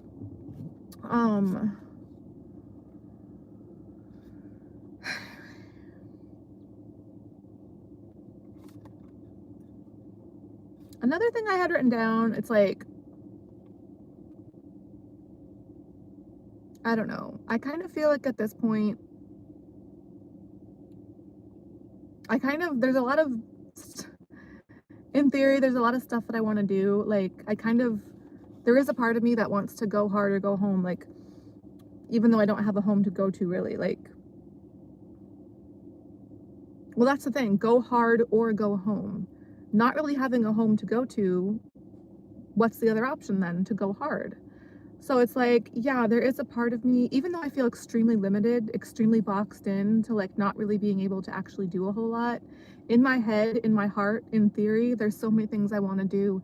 And if I really truly had a choice, or if I really truly knew how to make this kind of thing happen, there is a part of me that would kind of almost want to be like legendary and just like go for it. Like, if I truly had a choice, of course I'd want to be a billionaire. I'd want to be rich, well off, or at least able to take care of myself. Or if not able to take care of myself completely, independently, then to be taken care of in a safe, healthy, positive way. Or, I mean, my channel name right now is Stripper for President. And, you know, I don't know if I would necessarily actually want to be the president, like the first female president of the US, although I have thought about it. As if that's like in my realm of possibilities. But it's like, okay, so like the president of a company, like I could, in theory, like maybe I could start my own company and be the president of that, like, right? Like, sure, this is, I'm in America. In America, anything's possible. Totally, totally. That's the idea that, you know, I was fed as a child, or that's the idea that I see in the media, I guess, sometimes. I don't know. But, you know, honestly though, because, oh, you know what I was thinking about with this? Like, people, I had done a video recently talking about some of the dancers that I used to work with at the club that had passed away. And I had done a video like talking about like wondering who's going to remember me after I die, if anybody, or just like thinking about the people that I still remember after they've passed away. Because the dancers that passed away that I used to work with at the club, I didn't really know any of them that well, if at all, some of them, but I still remember them, you know what I mean? And I still think about them sometimes, a lot of times, it feels like. So I had done a video like talking about that, and I think the title of it was like, who will remember me, who will remember you, or vice versa, who, you know, like, who will remember us after we die, basically, kind of thing. So, you know, but then somebody had left a comment like saying how they didn't think anyone would remember them. And I left a comment in response where I was like, well, technically, for people to remember anybody else, even let's say if it's like a famous person, right? And like the whole world remembers them, like Martin Luther King Jr., for example, or like Gandhi, like, or like the many, many famous people that have existed and since passed away. Even if like a whole bunch of people remember them, that remembrance is only temporary, because the people that are alive to remember the people that have already died, they can only do that remembering while they're still alive until they die. They won't remember anybody after they themselves pass away too. And everybody apparently, from what they say, is going to die. So if everybody's going to die like they say, then technically no one's going to be remembered forever. Or I guess if it's like in the history books enough, or like in popular culture in the media enough to really remain long-term that way. But even then, that's the same idea though. Like the famous people, the people that are alive to read about it, to hear about it in the media, to hear about them, read about them in the media, okay, they can remember for their lifetime maybe, or for whatever period of time while they're still alive, until they're not alive anymore.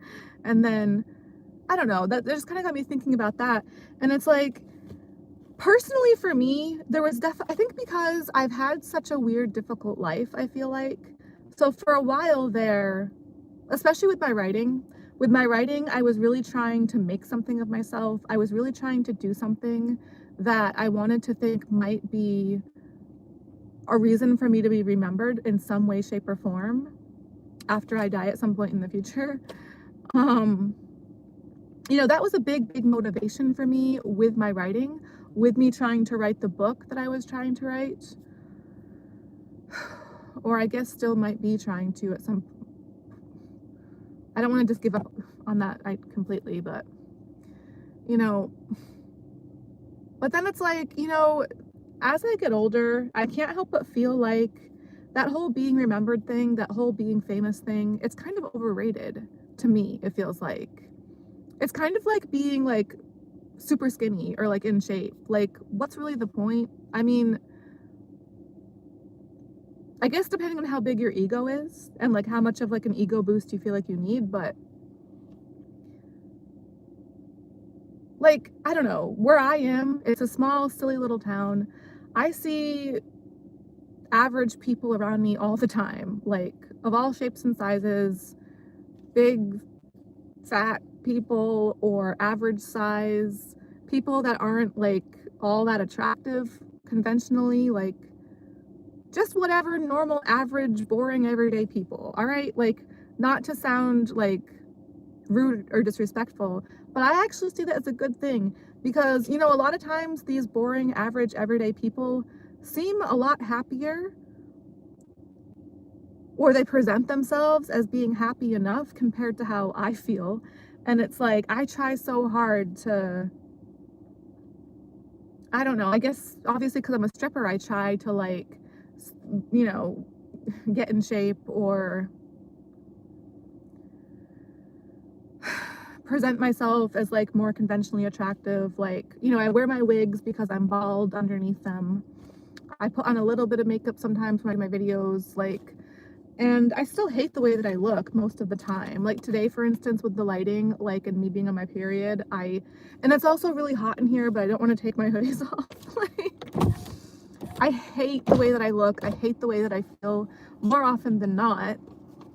And but like even when I was like at my most fit, even when I was not bald, even when I still had my natural hair, even when I was at my most attractive, like in my much younger days, I was pretty much always treated like complete utter shit by most people.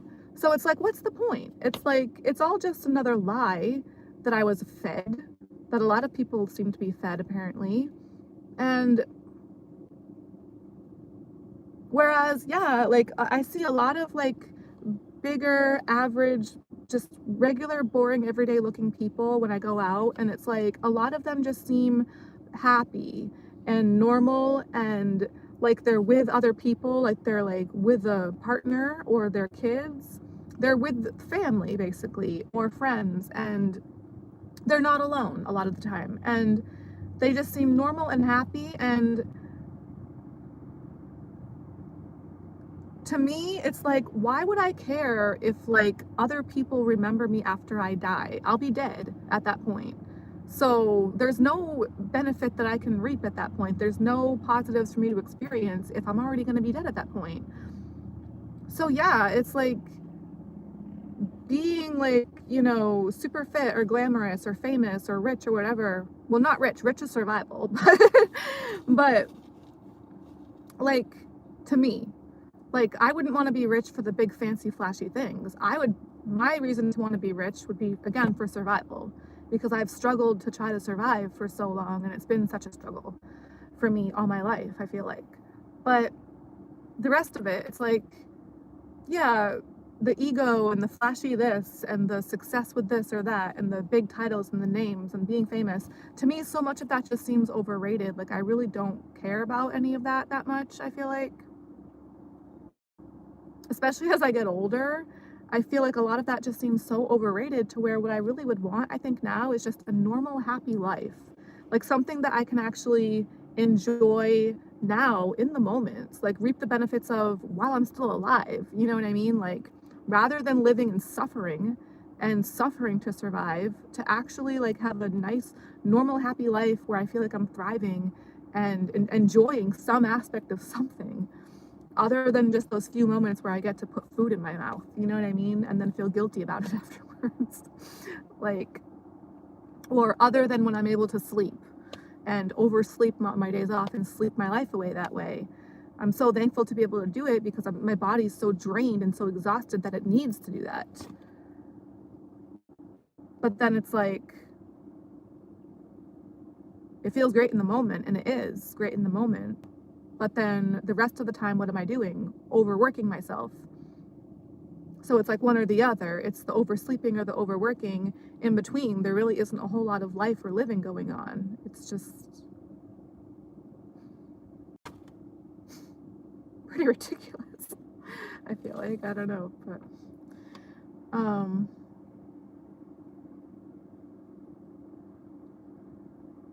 yeah.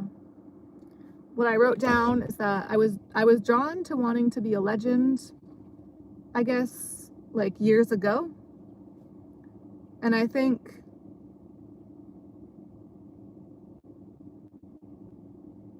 a big part of why I was drawn to wanting to be famous after I die or whatever, to finally get some kind of recognition after I die, is because I just never felt like I'm allowed now to have a nice, happy, normal life. So it's like, yeah, if I'm not able to go home or have a home or family or friends or happiness now, then I'll just try to go big, go hard. I guess try to make something of myself in whatever way I can try to do, so that maybe there could be something left of me after the fact, like my videos on my YouTube or a book or something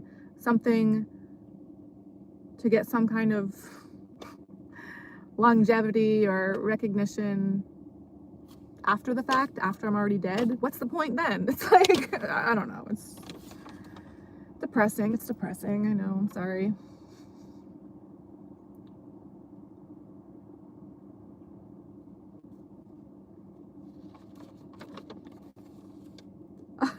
So, you guys want to hear about the dishwasher at the club?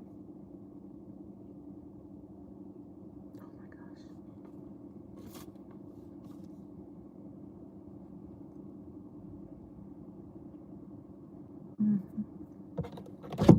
My lips feel so dry.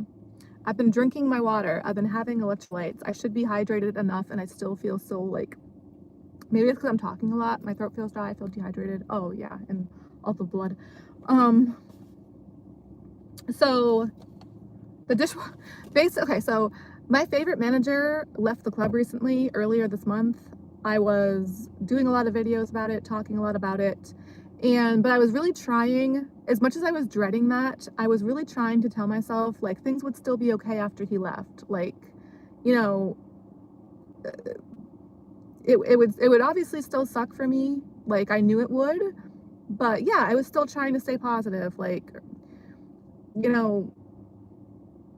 But with that, basically, honestly, ever since he left, things have been gone way downhill, I feel like. And it's not just the obvious parts that I knew would be different. It's like, you know, the main reason that I was very fond of working with him, and just fond of him in general, but especially like of working with him, because I didn't actually really know him, but I was very, very fond of him as an employee and as what I saw of him as a person while he was working at the club, while I was working with him.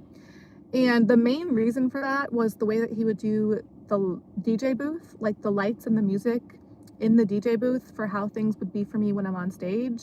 Or not just me, but how things would be, like the entire atmosphere in the club. Like when you're in the DJ booth at the club, the way that you do the lights and the music can have a huge, huge, huge impact on the entire rest of the vibe, like the entire vibe for the entire rest of the club and how things go on a shift. You know what I mean? It's not just being on stage, and it's not just me being on stage, although it did feel especially so. Like, he was really helping me to activate my favorite way of dancing up there. But it's bigger, and it's more than just that. It's the entire club that I feel like is being affected by the music and the lights that's going on in the club. So that was the main reason. But also, like, you know, he was just a really hard worker in general. Like, he was always on top of stuff. He was so nice, like, just so helpful, you know, and like everything was always stocked. Everything was always, like, you know, pretty nice and well maintained there. So whereas now, I don't know if this is just because he's no longer there, but lately at the club, things have been pretty crap. Like, a lot of the paper towel dispensers, like, there's no paper towels to dry our hands after we wash our hands, you know, like in the bathrooms, if we're even able to wash our hands at all, because like the soap dispensers, there's really not much soap a lot of times. toilet paper, like, you know, I'm always like breathing a sigh of relief if I see that there's actually toilet paper in the stalls, like,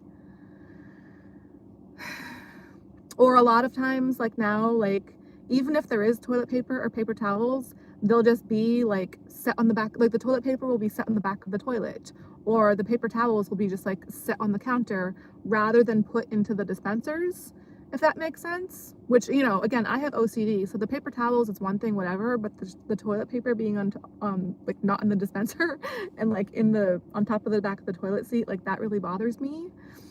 Especially if I'm not able to wash my hands properly first, because then it's like a whole thing for me, like like it just feels gross. I don't know, like, you know, like things are just like not really being as well maintained or kept up to par, basically. And again, I want to think that it's not just him not being at the club anymore, but I can't help but to like notice that this kind of stuff has been more of a thing since he left. And then, okay, so the dishwasher that I was talking about, the dishwasher in the kitchen at the club. So I'm very sensory sensitive to sights, sounds, smells, etc. The dishwasher at the club, it apparently is running low on soap. I didn't know for a little while that this was why it was happening, but it basically, and I'm out back in the kitchen a lot because, again, with me being so sensitive to the lights and the sounds and I go out back in the kitchen a lot when I'm not on stage to try to get like a little break for myself, like to try to take a minute where it's a little bit quieter, a little bit more like normal lighting and like not as loud, that kind of thing. And then the dressing rooms, a lot of times, like me trying to go do that in a dressing room, like the dressing rooms will be so crowded. Like I'll walk in and there'll be all these other dancers in there to where it's like, okay, I'm not going to be able to find a spot for myself in there because they're too crowded. You know what I mean? So there's like a very small couch and table area near the coffee machine out back in the kitchen. So I'll usually go over there, like when I'm just trying to like get a moment for myself, to kind of like unwind, that like relax, that kind of thing. But normally it would be quieter back there, but lately this dishwasher, I guess the reason it's been making this really long, loud beep. And when I say that it's long and loud, it's extremely so. You know how they say that there's like certain frequencies of sound that can like do things to people?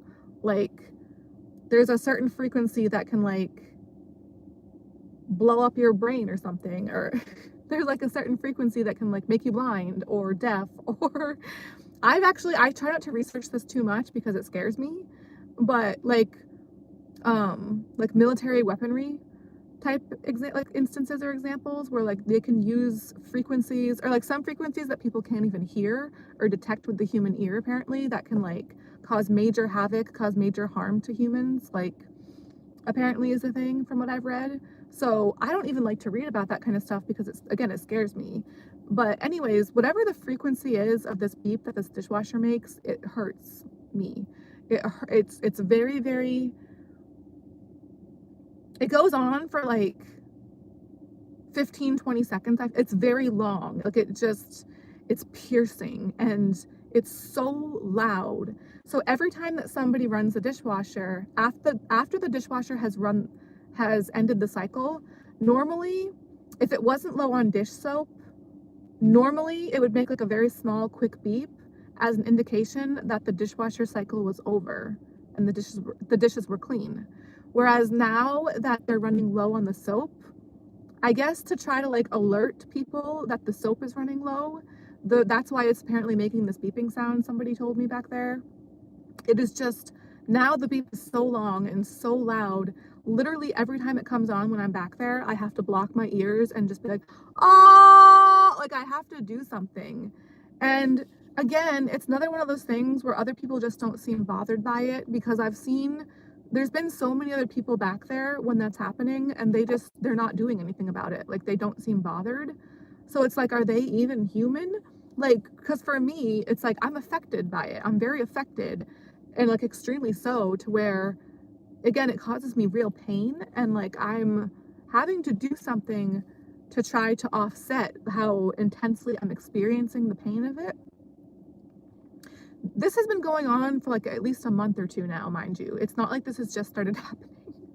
So actually, to be fair, I think this particular thing has been going on since before my favorite manager left the club.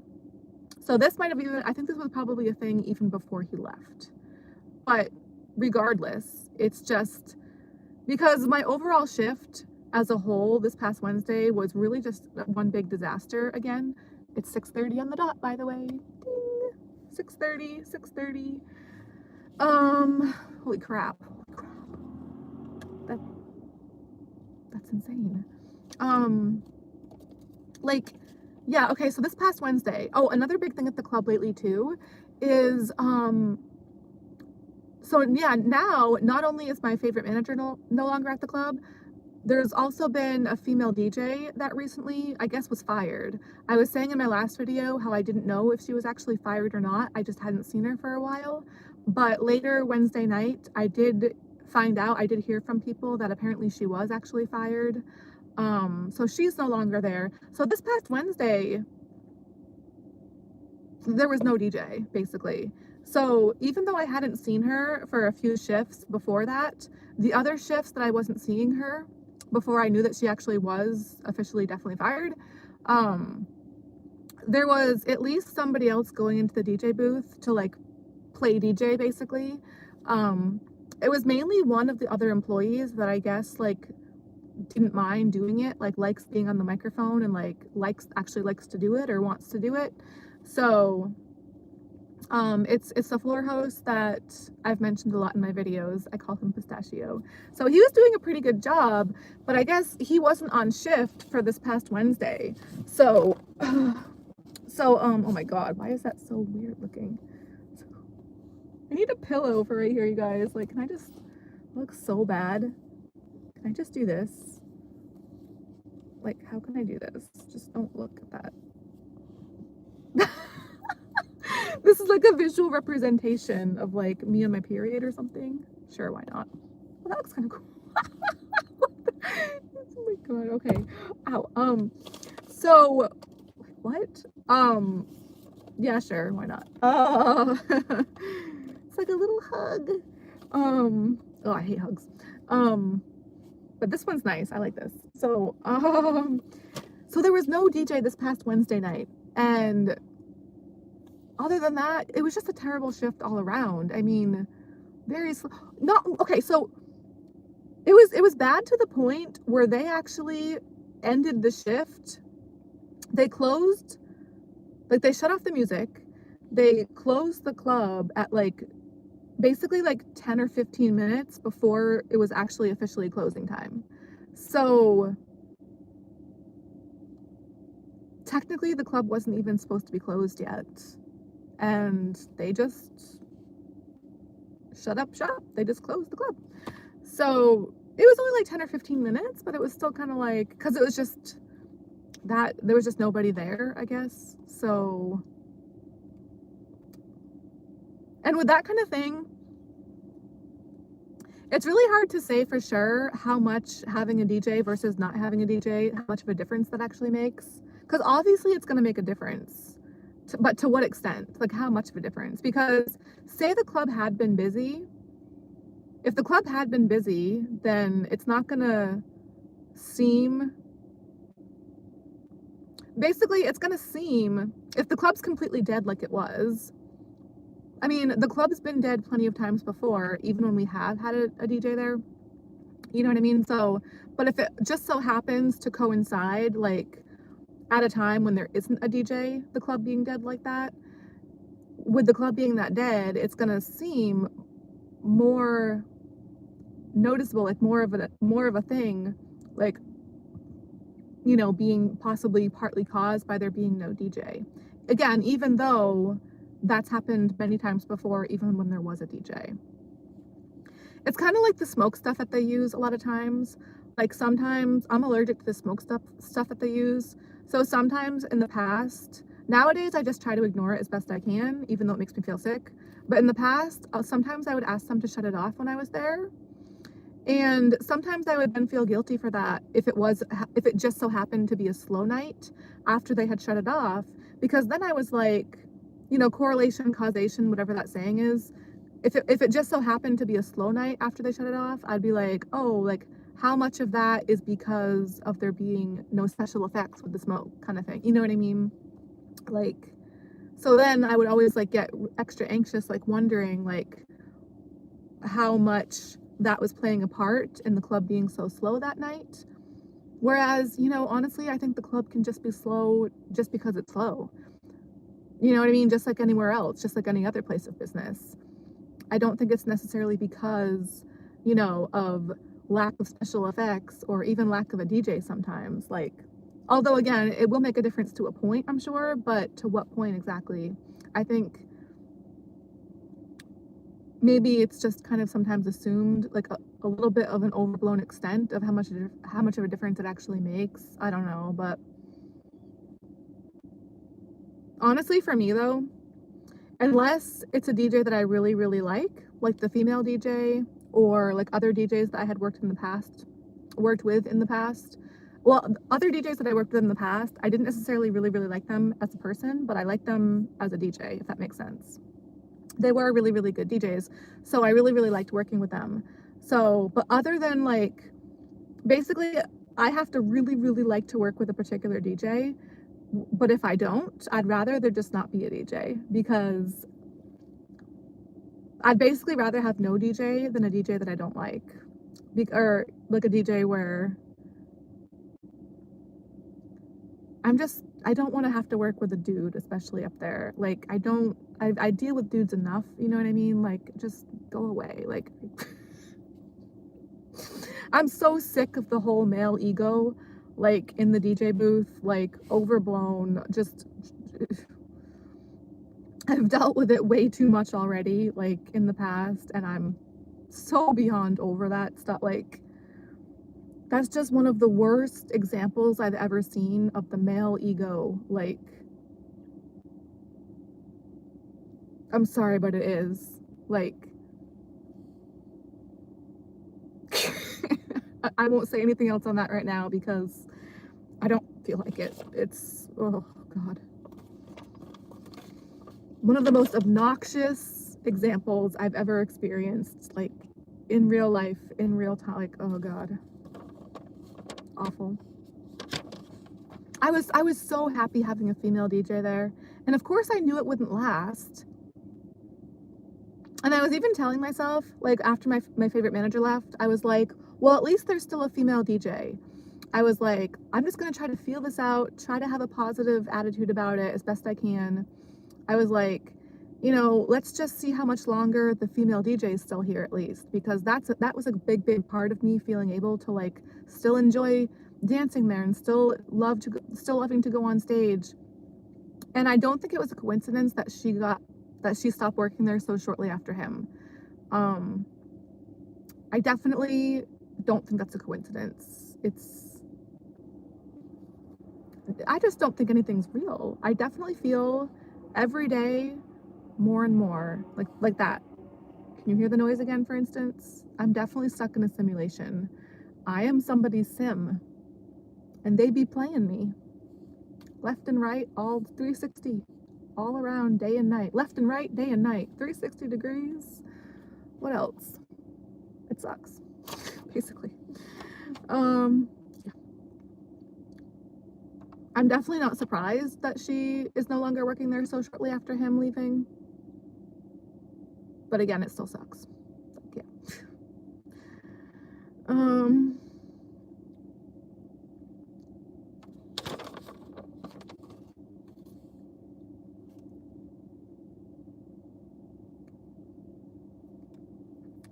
Oh, my lips are so dry. And then with that female DJ no longer working there, back in my last video, I think I had mentioned something about,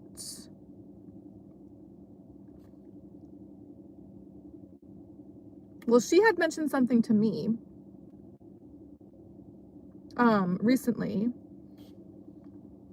I think earlier that week or the week before, she had mentioned something about how she had lost her license, in January.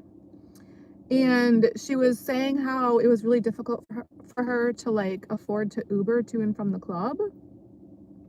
So I was saying how I had been tempted. I had almost offered her a ride when she was mentioning that to me, which she lives like at least 30 minutes from the club. So me to even give somebody a ride like these days, I used to do this kind of thing pretty often, like years ago when I was more able to do so. Whereas now, I won't stir anymore.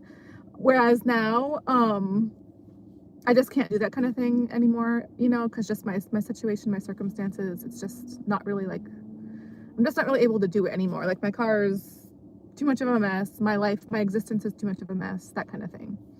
It's a miracle if I can even get myself back to where I stay in one piece. You know what I mean? So anyway, so I would normally not, even for me to drive like 5 minutes is a big deal out of my way these days, or just to drive 5 minutes even in my way, in my direction is, everything is a big deal for me nowadays. Every breath that I take is a huge struggle, basically. Like everything that I try to do, it's excruciating.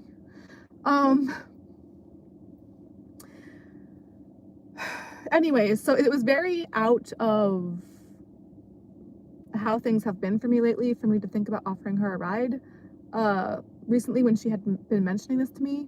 But apparently she was already still driving, you guys, even though she had lost her license, because a couple of the people that I was talking to out back in the kitchen this past Wednesday, the ones that were telling me that she had indeed been fired, one of them said something about her, how they saw her at the gas station up the road from the club, and how she was like in her car or something.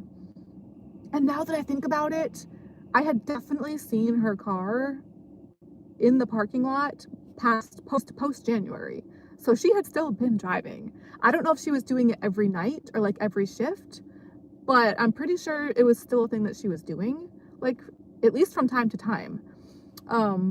I hadn't really thought, after she had mentioned that whole thing about her like losing her license and Ubering, when she was mentioning that to me, you know, whenever she was mentioning it like last week or whatever, I hadn't thought at the time, I hadn't thought to myself, wait a minute, I had actually seen her in her car in the parking lot not that long ago. I think the reason I didn't think of it in the moment is because my brain was already being distracted by like her talking to me about it in real time in those moments. And it was also like the end of the shift. So it was the end of like a 10-hour shift for me. And my brain capacity just wasn't there in those moments. Whereas when somebody mentioned that to me back in the kitchen this past Wednesday, that was more towards like the middle of the shift. And it just kind of clicked in my brain at that point. I was like, wait a minute. I was like, wait, you said you saw her in her car at the gas station? And they were like, yeah. And, you know, like that's where she was telling them that she had been fired from the club. And I was like, I started to say like, oh, well, she was telling me that she had lost her license and stuff and that she was having to Uber. And the person that I was talking to in the kitchen about it was just like, well, I don't know, but she was at the gas station in her car. So,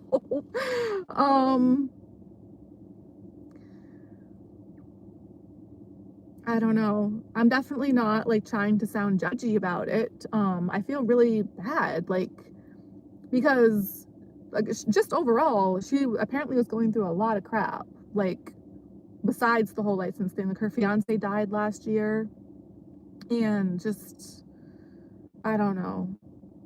I'm really upset about her. I'm not surprised. Again, I'm not surprised, but I am really upset about her not working at the club anymore. I was just so thrilled to have had a female DJ there. Like, the more female employees in the strip club, the better, or you would want to think. That's how it should be. Like, that's pretty much how I would feel about it. Unless they're just, like, you know, not that great of a person, regardless of their gender. But, yeah, I wanted to think that we were, like, you know, progressive and, like, new age and a sign of the times, like, because when I first started dancing, it was all male employees, and I was definitely suffering the consequences of that. Some of them are great. A lot of them were great, I guess. But, I mean, great is, in most cases, generous. You know, I guess I could say what's more accurate or more realistic to say about it, a lot of them were okay. A lot of them were okay, and a lot of them really weren't that great.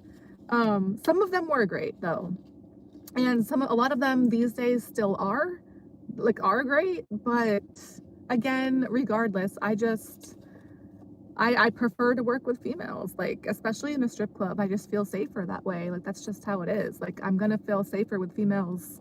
In most situations, I'm gonna feel safer with females regardless. Like, that's just a survival thing. Like,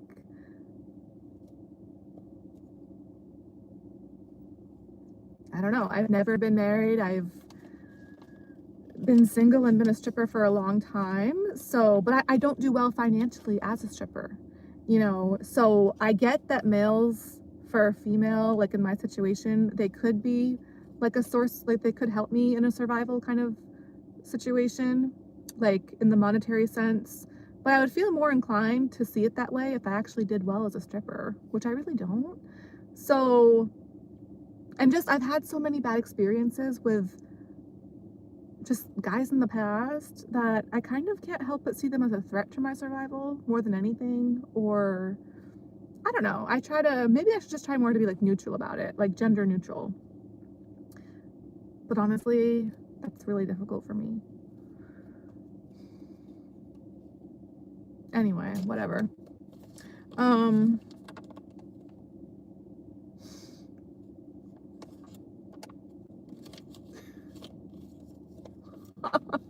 Well, actually, no, not whatever fully yet, because what else written on here about that is that it is a bummer because she was not, well, apparently she was also a lesbian, which I loved. Because even though I don't think I'm necessarily fully a lesbian, I feel a lot of times I question myself, like maybe I am getting closer and closer to that point, like the me like maybe being a lesbian, the maybe is getting bigger and bigger basically as time goes on. And she, if I think I'm pretty sure she was into females, let's say.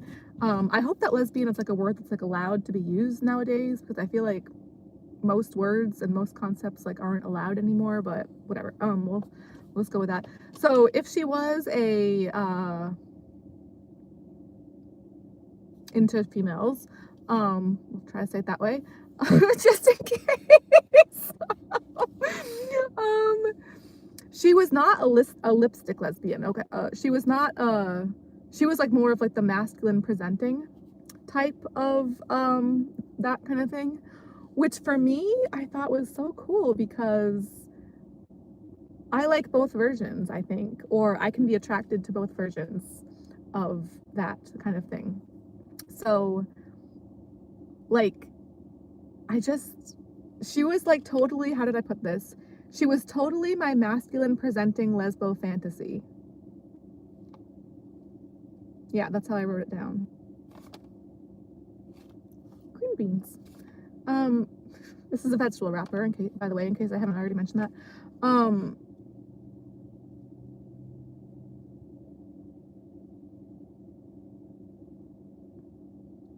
Okay, and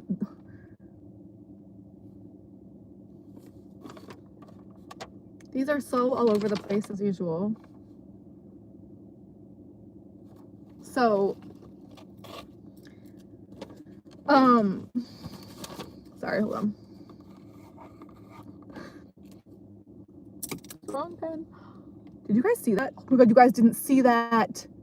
Okay, so you saw me toss the pen, right? So let me just try to show you how the pen landed. Or here. I don't know if I can. Do you guys see that? I'm trying to angle my phone. How can I do this?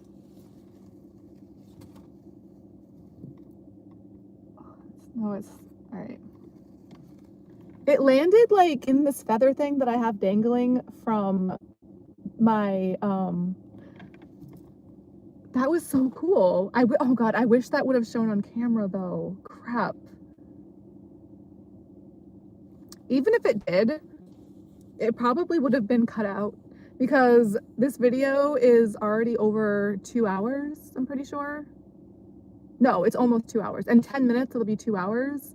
So definitely getting on the longer side. And especially my longer videos, oftentimes they'll get cut short towards the end. So whatever, that probably wouldn't have, that could have been just cut out anyways. I don't care. Whatever I say now, whatever I say from here on out, I can try to be, or I can just let myself be less politically correct, say whatever I want, swear, you know, because again, like I want to at least try to have some upsides of the ends of my videos being cut out. I used to make like purposely especially ugly faces sometimes for that, or like fart. Actually, I don't think I've ever purposely farted for it, but well, I haven't been having as much popcorn lately. I used to fart a lot more when I was eating popcorn, and I'm trying to take a break from the popcorn, so now I don't really have to fart as much, but I can't just fart on command, basically. But anyways, or not right now, I can't anyway. What else? I had like one more thing, because I tossed that pen because it was out of ink. So, all right, hopefully this one.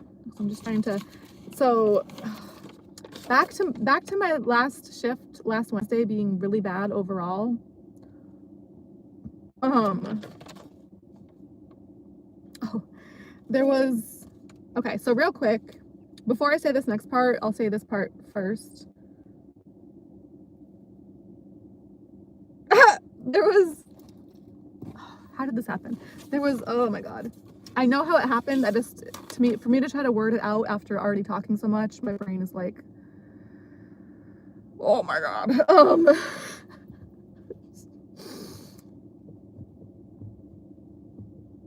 Okay. So there's this dancer at the club, right? She is a little spitfire. That's going to be me trying to word it nicely.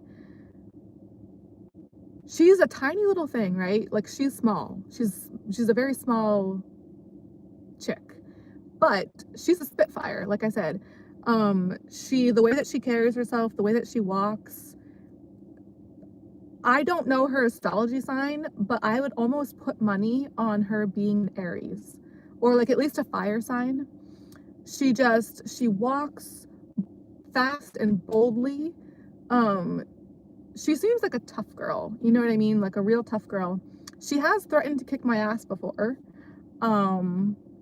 She definitely does not like me.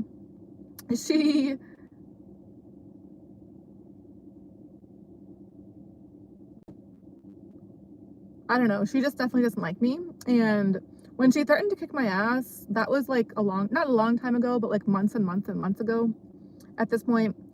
So, but since then, like we kind of just, well, I try not to get in her way, basically. Like other than that, she hasn't really given me a hard time. Like, but the other day, I was in one of the dressing rooms and she comes in.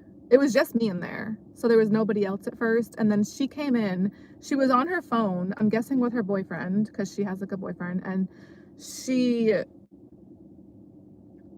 it looked like she was going into the dressing room to try to have like a quieter spot to have a conversation with him. But then she saw that I was in there and she like storms back out, and I can hear her like saying on the phone, she's like, oh no, she's like, I can't talk in there. She's like, there's like a dumb bitch in there. She's like, I can't. She's like, there's just like some dumb bitch. She's like, I can't. She's like, I just can't. So I don't know. I mean, it wasn't the biggest deal or anything, but it still is kind of like, you know, I still felt a little bad after. I was like, oh, you know, thanks. So that's nice. I don't know. She's just, obviously, yeah, I just really like try to avoid her. I don't want things to like escalate, or I just don't want to give her any reason. This is the thing. In these kind of situations, it's not that I'm necessarily scared of her, although I kind of am, but again, she's pretty small, and you know, I've been through a lot. I have a lot of built up anger, built up angst. If it actually did come down to a physical altercation, I want to think I could hold my own, but almost to the point where that might be, if she tried to physically start something with me, I might just be the one to finish it. But that's not always a good thing, because then it would look like me kicking her ass even if she started it. Does that make sense? So then I would be the one to get in trouble for it, and I would probably be the one that would be at risk of losing their job at the club. So, like, I was thinking with that guy earlier, or the guy that I was talking about earlier, where I got his number and was like thinking about maybe trying to like date him or whatever, you know, it's so scary for me to step outside of my usual routine of stuff that I do, because the stuff that I do is just like been the same for so long. But there's a part of me that gets, like kind of not bored with that, but yeah, like, I mean, there's a part of me, like a big part of me that's like, oh gee, like I'm not making progress and I'm not living my life. Like I'm just doing the same stuff over and over. But then there's also a pretty big part of me actually that's like, that knows that I'm still extremely blessed to have, the job that I have as a dancer, and to have the apartment that I've been staying at. The apartment that I've been staying at is the longest I've ever been in one place. Because again, I was saying earlier how my family would move around a lot when I was a kid growing up. And also, even after high school, when I was in a relationship for a little while there, we were so young at the time that we were moving around a lot too then. So me being in the apartment that I'm at now, I've never held down one spot. It's actually really interesting and amazing to me. It's amazing to me that I've been able to hold down that spot by myself, especially because that's me doing that by myself. And it's the longest that I've been in one place ever. And that includes the times that I was not by myself. That includes the times that I was in a relationship. That includes the times that I was living with my family. So somehow, and I have a lot of things that I really struggle with. Like, I'm pretty sure I have a lot of, again, I had also mentioned I went through a lot of bad things in high school, and even before that, I think I have a lot of undiagnosed mental health conditions, although I don't know what they are because, again, I don't go to doctors or have health insurance. But for me to be able to hold down a place by myself, especially, despite how much I struggle and despite how many mental health, not only mental health, but physical health. Like, I have a lot of health issues, a lot of issues in general. So for me to have held down an apartment and a job for as long as I have, despite how much I struggle, that is such an incredible thing to me. And I honestly don't know how I've been able to do that. It blows my mind, but it also really scares me because I just think, like, I always can't help but wonder what would be the straw to break everything. Like, the straw to break the camel's back, I guess is the saying. But if there's so many things that could just destroy all of that, I feel like, and it terrifies me because I don't think that I could hold down any other kind of job. In fact, I pretty much know that I couldn't because I've tried so many times before and I was never able to do it before. And I don't think that I could afford any other apartment because, again, I pretty much know that I couldn't.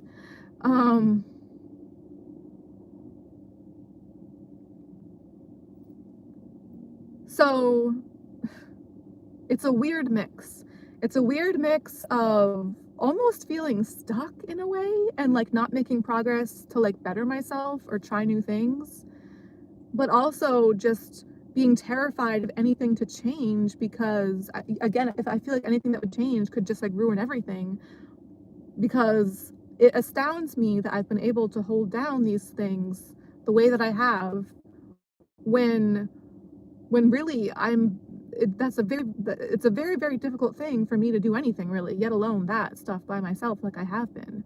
So when I was thinking about maybe trying to reach out and get to know this guy, or maybe even like date him in the future, if that happened, or if that, I don't know,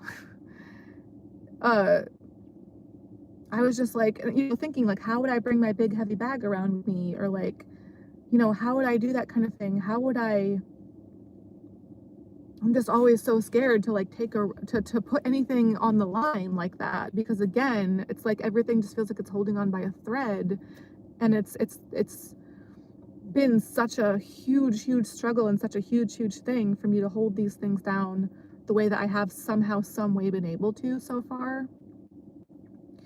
So with my job at the club, even though I don't do very well there, it's still such a huge part of me having some structure, me having some kind of sense of stability in my life, and you know, like a social circle, some place to go, like some place to be. It's still means a lot to me, and a lot of times I still really enjoy being there, and I'm very thankful to be there.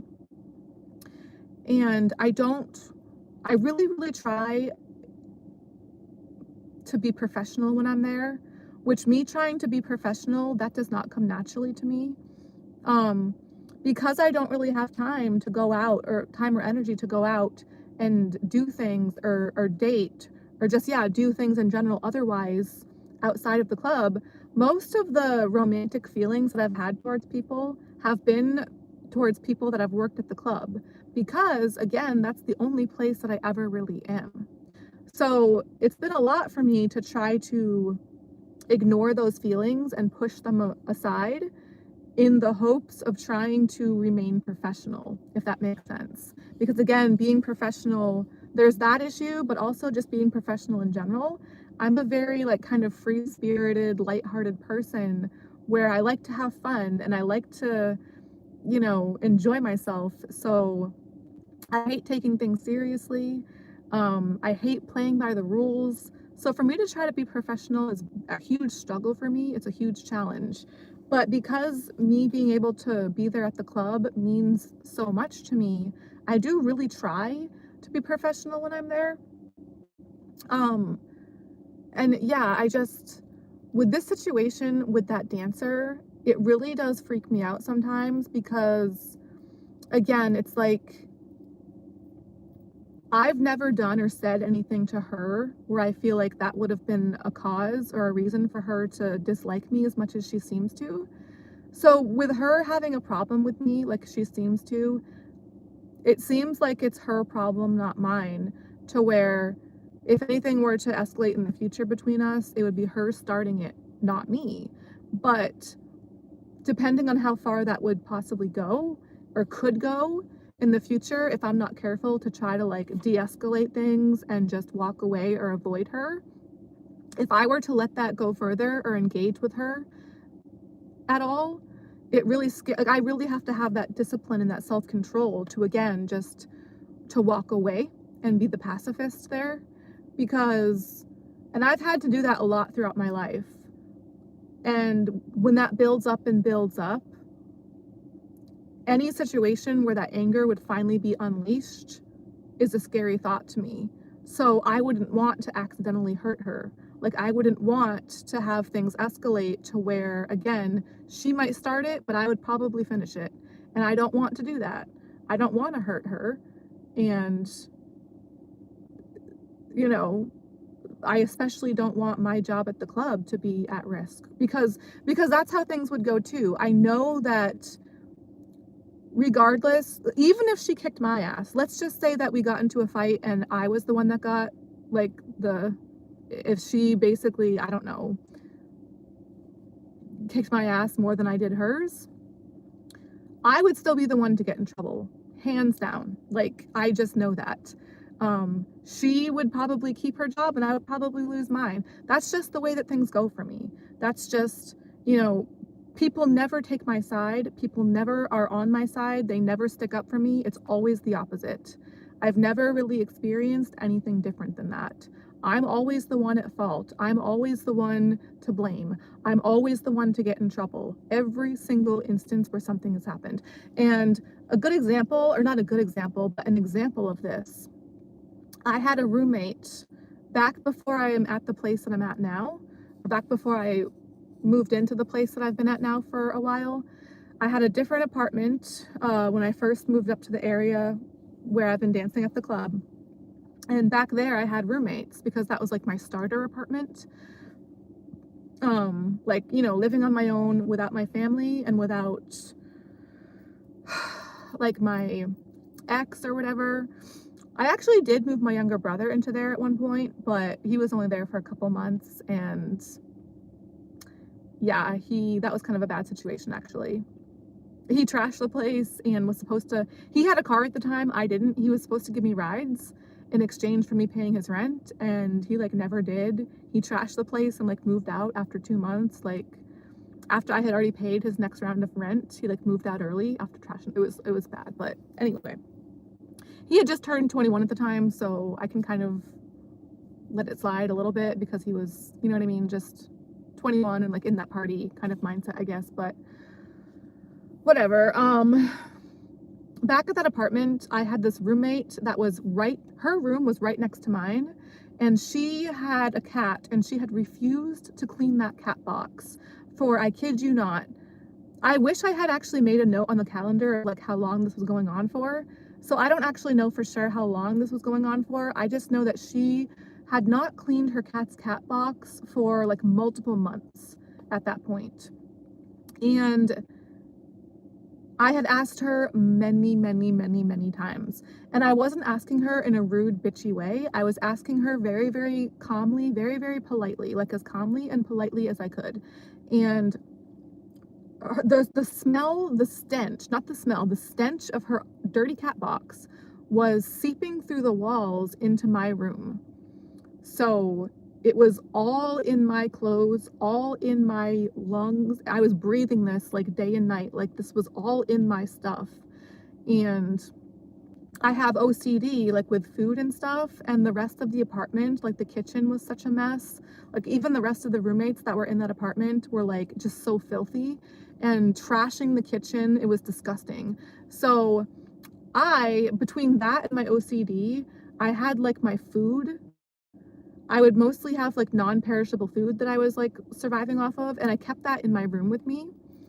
I actually also got a mini fridge because I couldn't even use the kitchen. Like technically I could have, but it was so disgusting to me that I didn't feel comfortable using the kitchen. So I just wasn't cooking, and I would keep like yogurts in the mini fridge or like drinks or whatever.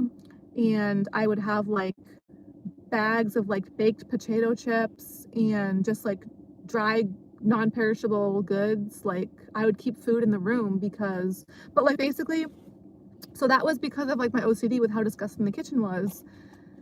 But then her cat box stench was seeping into my food because my food was like right there on the side of the wall that was shared with her room. So I was going freaking crazy with this. And I actually did go to management.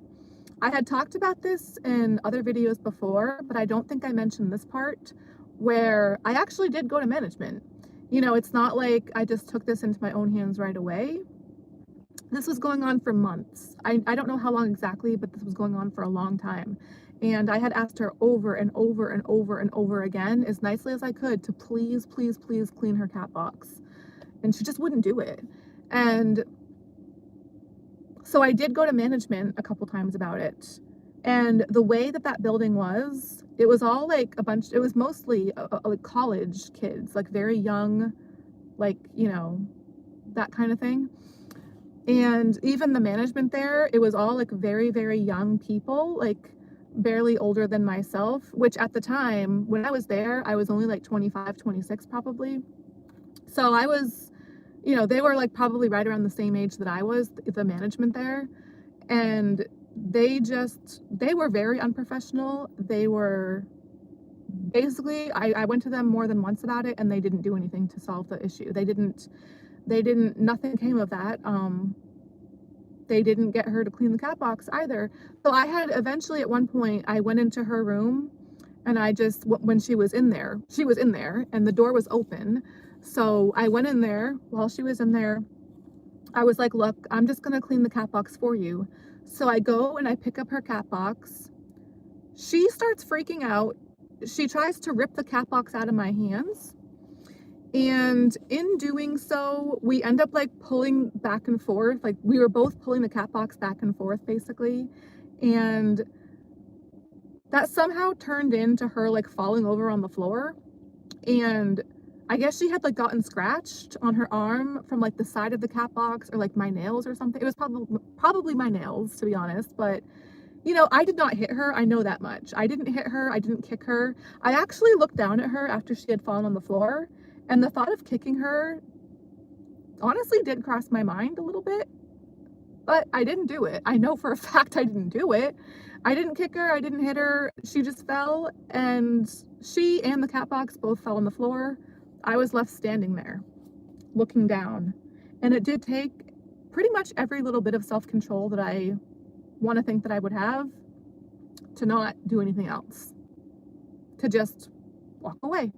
But, you know, even though I walked away and didn't do anything else after that, I mean, again, I didn't kick her, I didn't hit her, I didn't really touch her other than maybe accidentally scratching her with my nail. But I think because she had that one scratch from my nail or whatever, she called the cops, and yes, I got in trouble. I didn't just get in trouble for that, I got a felony charge of assault for that. And I guess I could have fought that in court, but I didn't realize at the time that it was going to be a felony on my record. I just knew that I was so busy. This was after I had just moved up to the area where I was dancing. So I just knew that I was so exhausted, so busy, so focused on just trying to work at the club. And again, this was before I had a car. So I was like walking to and from the club.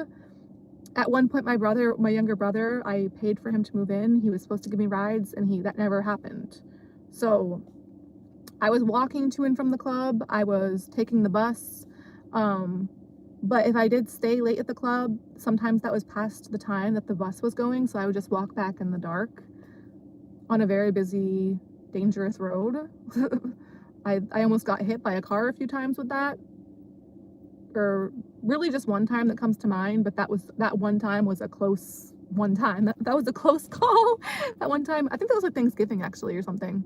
But anyway, so yeah, basically, when the cops came after that happened, they saw the scratch on her arm and they took her side. They believed what she told them, because she did tell them that I don't know. I know that she said more than what I actually did, because I really didn't do a whole lot. The worst that it would have come to is my nail accidentally scratching her. So, but whatever she said that made it sound worse than it was, they believed her, they took her side, and I got in trouble. I didn't just get in trouble, I got a felony assault charge for that. And that's on my record forever. And I guess looking back now, I probably should have tried to fight that in court. However, even though I don't think I knew at the time that it would have been considered a felony assault charge, I at least knew that for things to go to court, it tends to drag out for a long period of time. And I just didn't want to have to deal with that, like, anxiety and, you know, going back to the courthouse multiple times, like getting back to the courthouse multiple times when I didn't even have a car at the time. You know what I mean? Like, I was just so determined, so focused on just trying to get to the club and back, you know, as safely as I could, just trying to, you know, do what I could at the time. I was just starting with nothing, basically, you know. I was in this tiny, disgusting little stinky room smelling like a cat box itself at that point, and couldn't use the kitchen, didn't have a car, couldn't drive. So I didn't want to have to deal with that being dragged out in court for multiple months or years after the fact. So I just, you know, I didn't fight it in court, and I got that charge on my record forever for it, which really sucks, you know. But yeah, I just, you know, there have been other instances, I feel like, where I've just never known what it feels like to have people stick up for me or take my side or believe me, or, you know, things have never gone that way. I'm always the one to blame. I'm always the one, you know, that gets usually in trouble for stuff like that. So I do get really, really anxious about that dancer. You know, I just really, really try to make a point to go the other direction anytime that I see her. Like, I don't want things to escalate. And I don't like being like that. I don't want to feel like I'm like a little, like, you know, be like a little pansy about it, you know what I mean? But I kind of have to be. I feel like I kind of have to be in the situation because, you know, I'd rather be that than, you know, have something else bad happen. You know what I mean? Like, just have things escalate in a worse way like that. Like, oh, but you know what?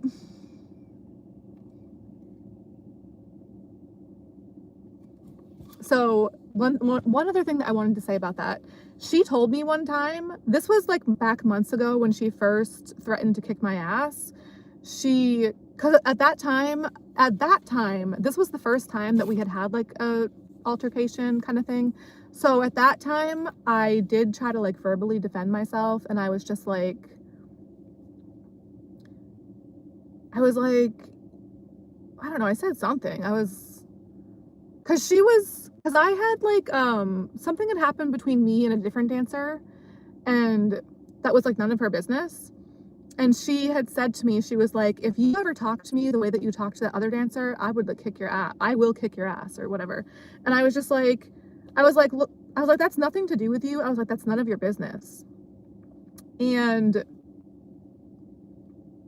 so I wasn't like saying a whole lot back to her, but I was still at least trying to like say my piece and defend myself like verbally. But then she said something about how like, I don't know, like I'm so ugly or I'm such a bad dancer. She said that I dance like a robot or something. She said something really weird. And I know she said something like that about me dancing like a robot, and she said something else. So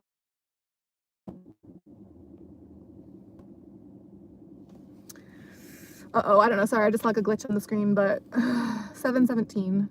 Almost 7:30. Holy crap. Wait, oh my god. Holy crap.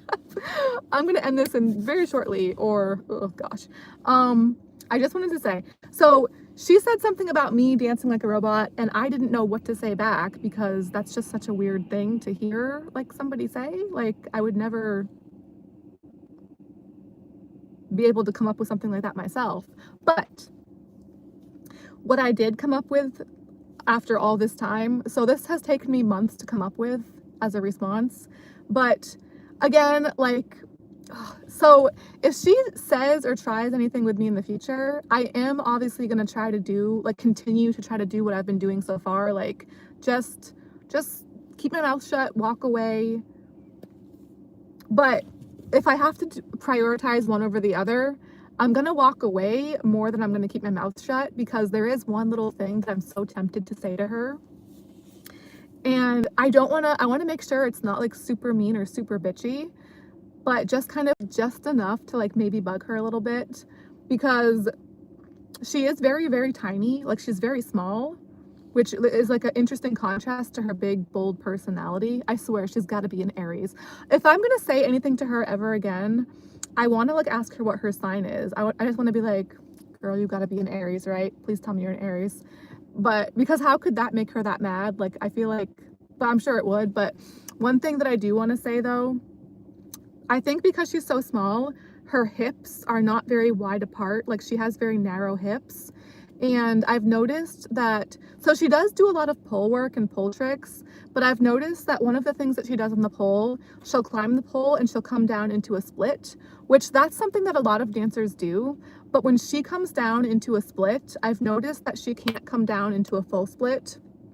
Again, I'm guessing it's because her hips are very narrow. So when she comes down into a split, it's kind of like that. Like, it's not even a real split. It's like, I can tell that's what she's trying to do, but her legs don't go all the way down. So like, I can do a full split. Not only can I do a full split, but I can do a full split both ways. One leg in front of the other, and also like both legs out to the side, like a middle split. Enough of this. Whereas with her, first of all, I've never seen her try to do a middle split, but when I have seen her multiple times, like, she does it almost every time she goes on stage that I've seen. When she tries to do a one leg in front of the other kind of split, it looks like that.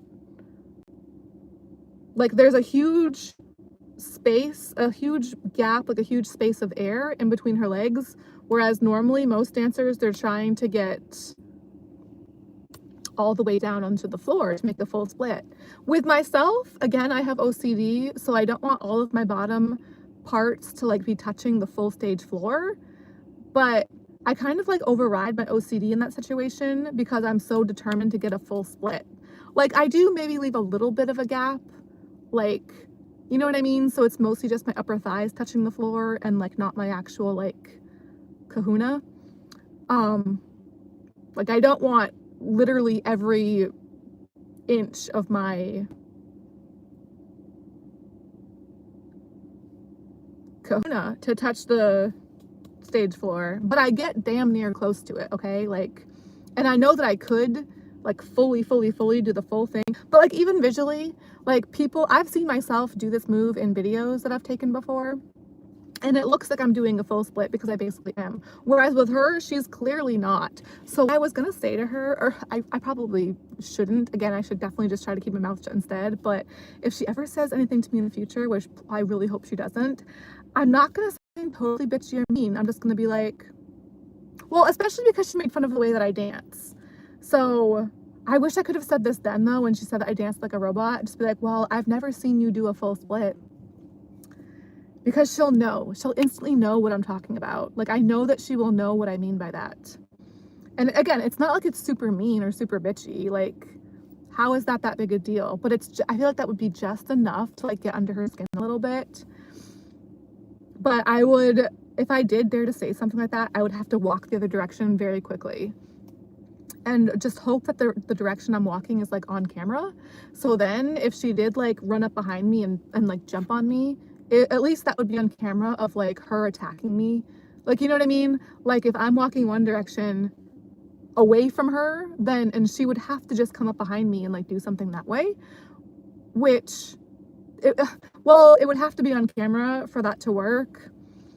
If it wasn't on camera, then I would still get in trouble. And honestly, I'm the kind of person, the way things go for me, even if it was on camera with her coming up behind me, I would probably still be the one to get in trouble because that's just, again, like how things tend to go for me. Like nobody ever takes my side or nobody ever like, I don't know. I've been so hated on my entire life and I'm so freaking tired of it, honestly.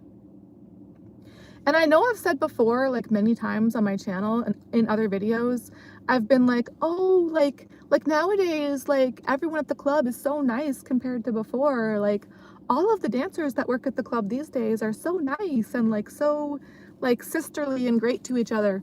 But thankfully that is usually the case. And I would say that is thankfully the case for the most part. However, she's not the only one that's been very rude or bitchy to me. Like I've definitely had other dancers be pretty awful to me. There was one in particular that actually did actively get me in trouble one time. That was back when I used to smoke weed, and I don't know, I like smoked weed like near her and I was smoking it out of a chillum, and she told one of the managers that I was smoking crack out of a crack pipe. And with that, the managers like searched my locker, searched my purse, and actually I had more than one locker at the time. Crap. We're only allowed to have one locker these days, but back then I had like 2 or 3 lockers, and they searched whether, all I know is I had more than one locker at that time. It was either 2 or 3. I know I had 3 at one point, and I'm pretty sure I had 3 at this time. But regardless if it was like 2 or 3 lockers, it was definitely more than one, and they searched all of them and my purse. And they wrote me up for it. There was no crack. I've never smoked crack in my life, and I don't ever intend to. It was a chillum. Like, I'm sure anyone that smoked weed before would know what I'm talking about. Like, it's not a crack pipe, it's a glass piece that people smoke marijuana out of. So, but because she said what she said, I did get in trouble for that. So, and with that, there was a female manager that was involved with that. So even though she was a female, she wasn't taking my side. And that same female manager, you guys, she actually, and I know that this is not something that she probably should have done. Like, come on. She was back in the kitchen with, this was like many months ago at this point, but she was going through old files and old paperwork, and she was going through boxes and boxes of dancers' files, which for anyone that doesn't already know, dancers' files have a lot of personal information, as you can probably imagine. They have our full, real, legal government names on the papers. They have our address, okay? They have our date of birth. They have our date of birth and our address and our full legal name, amongst other things. So she was showing us these papers of other dancers. Like, she wasn't like active, well, she kind of was. Like, she was going through the papers, and Taz and I and a couple of other dancers had like come back in the kitchen while she was doing this. And so basically, like, we could see a lot of other dancers' very personal information when she was doing this. And I was just thinking, I was really glad that I at least didn't see my own name or my own paperwork in the file, or like, and because there were like multiple big boxes with this stuff.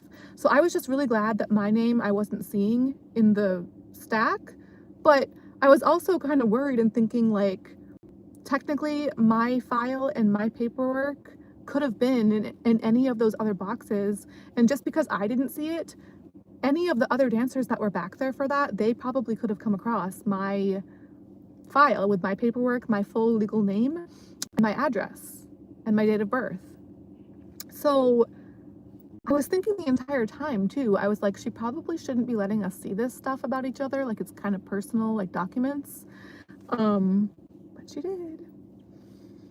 But even with that being the case, I think she's still like my new favorite manager, because I'll be honest, I was really enjoying, like, it was kind of a delight for me to be seeing all these, like, I was kind of worried about my own paperwork, but it was still really exciting to see the other dancers' stuff.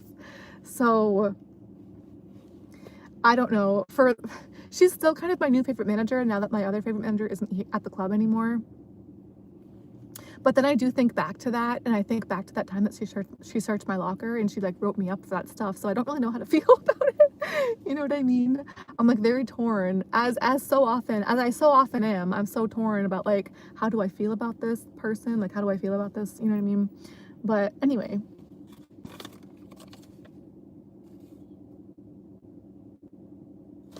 Gosh, I really hope that's it for now, because it's 7:27, so about to be 7:30.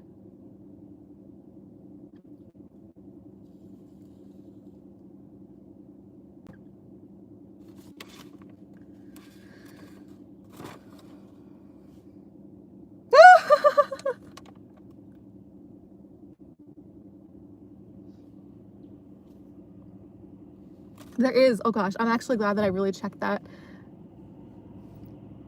I'm glad that I went back and rechecked that again, because there was one other little thing that I wanted to say. So the guy that I was talking about, that's like really interesting lighting, isn't it? I feel like it's because the sun's going down. But oh my gosh, you guys, the sky is so beautiful over there on that side. I want to show that on camera so bad, but I'm always afraid to like mess with the camera when I'm streaming, because my streams mess up so much. Oh gosh, I gotta really work on trying to do shorter videos, or like, even if not all my videos are gonna like mix it up, you know what I mean? Like, I can still do longer videos, or try to, but I really want to try to work, like, to make a point to do at least a few different shorter videos where, like, say like I'm out and the sky looks like that, I could just like log on, say hi, show the sky, just talk for a few minutes, and then just call it a day, basically. Like, I want to do shorter videos, like interspersed with the longer ones that I do usually. Anyway, so the guy that I was talking about earlier in this video, where I was saying how you know, like, he's really attractive, and I was like texting him and like wanting to kind of like almost maybe think about trying to date him, kind of thing. The main reason I thought that I was like, you know, thinking about him in the sense of like somebody that I ought to try to like maybe try to date or something, which I never think of guys that way. Like, I never think about like, or it's very rare, you know what I mean? But I think the reason I was looking at him and thinking about him this way is because it was a combination of things, really. Like, he was just really attractive, like in shape, like nice, down to earth, but also like his job, he seemed like he was like texting his boss at one point, like in front of me on his phone. And when he was texting his boss, I was kind of, oh, it was actually when I was giving him a back rub. So Oh, it's 7:30 on the dot. Ding. So when I was giving him a back rub, he took out his phone and he was like texting with his boss. And, you know, he had his phone like right here in front of him and I was behind him doing the back rub. So obviously I could see over his shoulder, like to his phone screen. But like he obviously seemed to know that and didn't really care. And he would just like said, he was like, oh yeah, just texting my boss or whatever. But I could kind of see a little bit of what was being said in the text messages. So I could kind of read a little bit of the text message that his boss had sent to him. And it kind of reminded me a little bit of my days with caregiving, like me texting my boss. And I don't know, like he's a male nurse, by the way. So he's like in the healthcare field. And I used to be a caregiver. And when I was a caregiver, I did start to look into doing some schooling to maybe become a nurse. Or like try to, but it was really frustrating because the way that that went, my boss at the time originally said she was actually recommending the schooling program to go into like the more like the nursing side of things.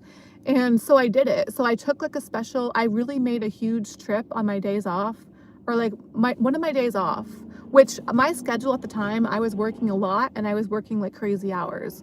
But one of my days off, and I wasn't really driving at the time very much because the club was closed. So this was for when I was doing this for like 2020, like with COVID when the club was closed. So for a lot of that, I was trying to save money by not driving. And also I wanted to get more exercise because the club was closed. So I was like trying to get exercise through walking that way.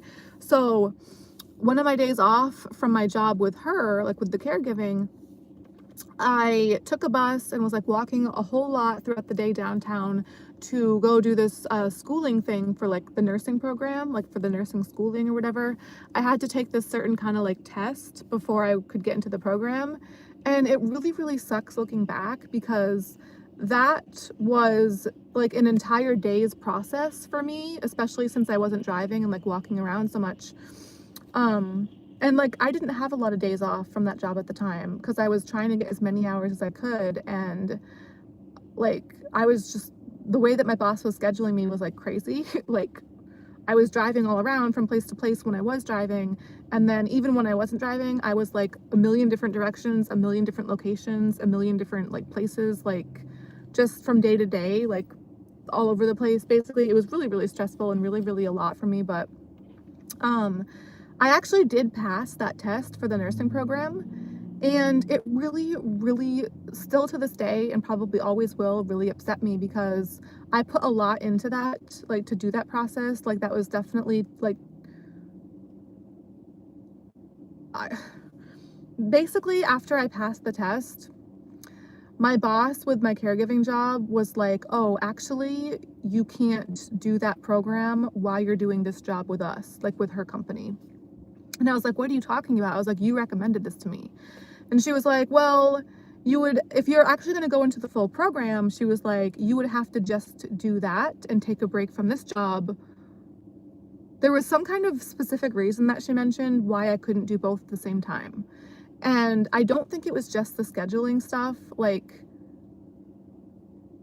it was partly that, but there was something else specific that she mentioned. There was like a very weird specific reason that wasn't allowed or something.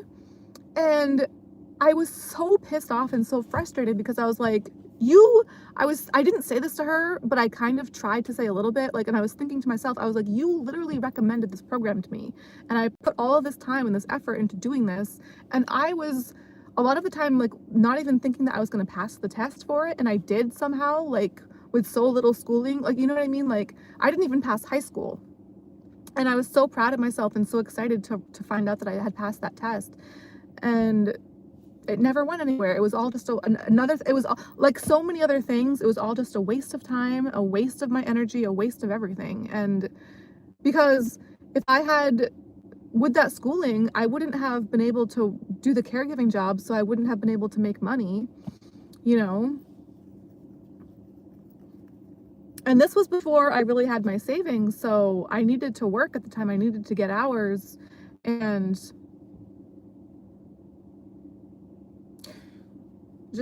yeah, it was really, really frustrating. It still is. But that's kind of how my boss was with me with that job, and that's mainly why I'm not doing that job anymore. Like, I was really trying to work with her and like understand like what a difficult job she had doing what she was doing with the scheduling and stuff, like working with so closely with patients that were so ill and like needed caregivers. But she was scheduling me like crazy ways that were pretty brutal, honestly. And you know, I just don't think she liked me. Like, she,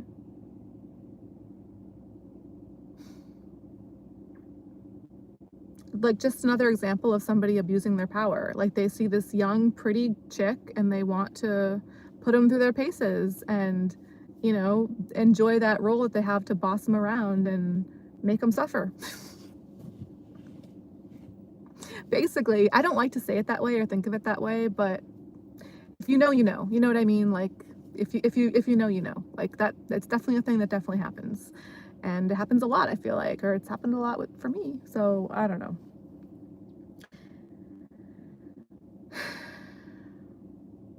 But, you know, also, like, the thing with COVID in 2020 is so shortly into that, it was being said that people in the healthcare profession were being forced to get the vaccinations. And I don't really want to get into that right now because it's too much for me and it's just so, but I really thought, and I'll always think that that's not right. Like, I can see a side, I can see partly why they would, but I still think it should be a choice for people. I think for people in the healthcare profession, that should be maybe recommended, but I don't, because I was hearing stories about like people in the healthcare profession like losing their jobs if they declined to get the vaccination. So I don't know, I just think that people, when it comes to their bodies and that kind of stuff, they should have a choice. I don't think it should be mandatory or forced. So when I heard that so many people in the healthcare profession were being forced to get the vaccine or else lose their jobs in the healthcare profession, that put me off of wanting to be a nurse anymore. Because before that, I was actually kind of interested in maybe being a nurse. But when that happened, I just felt so differently about it. And I was like, never mind, basically, you know what I mean? Like,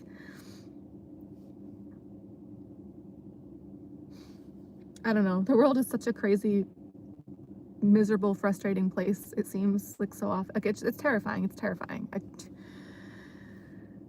It's just beyond. I just can't even believe the horrors, the wasteland of devastation that I find myself in. But let's try to end this on a happy, positive note. I like the lighting right now, but it's about to get dark. It is getting dark out. It's going to be dark in a minute. So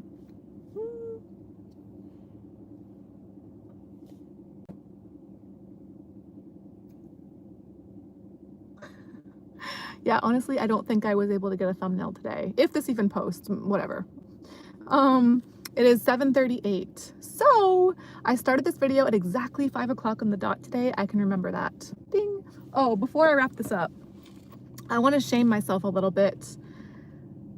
I finished this cake. You can't really, let me see.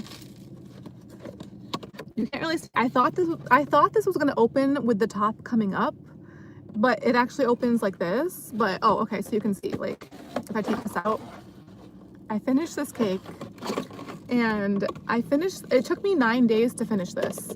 It says on the back of the box that there's 6 servings. So 6 servings, but I made it last for 9 days. So I want to think that's at least something.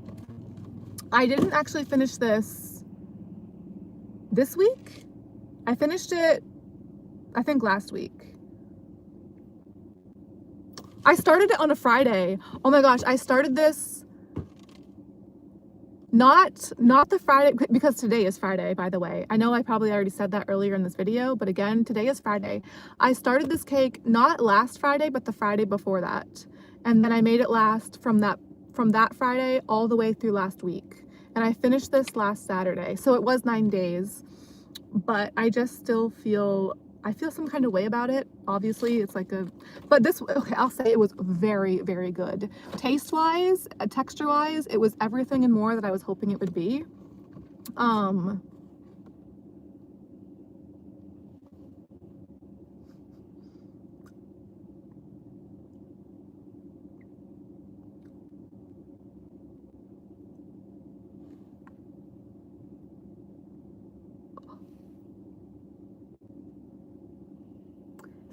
good.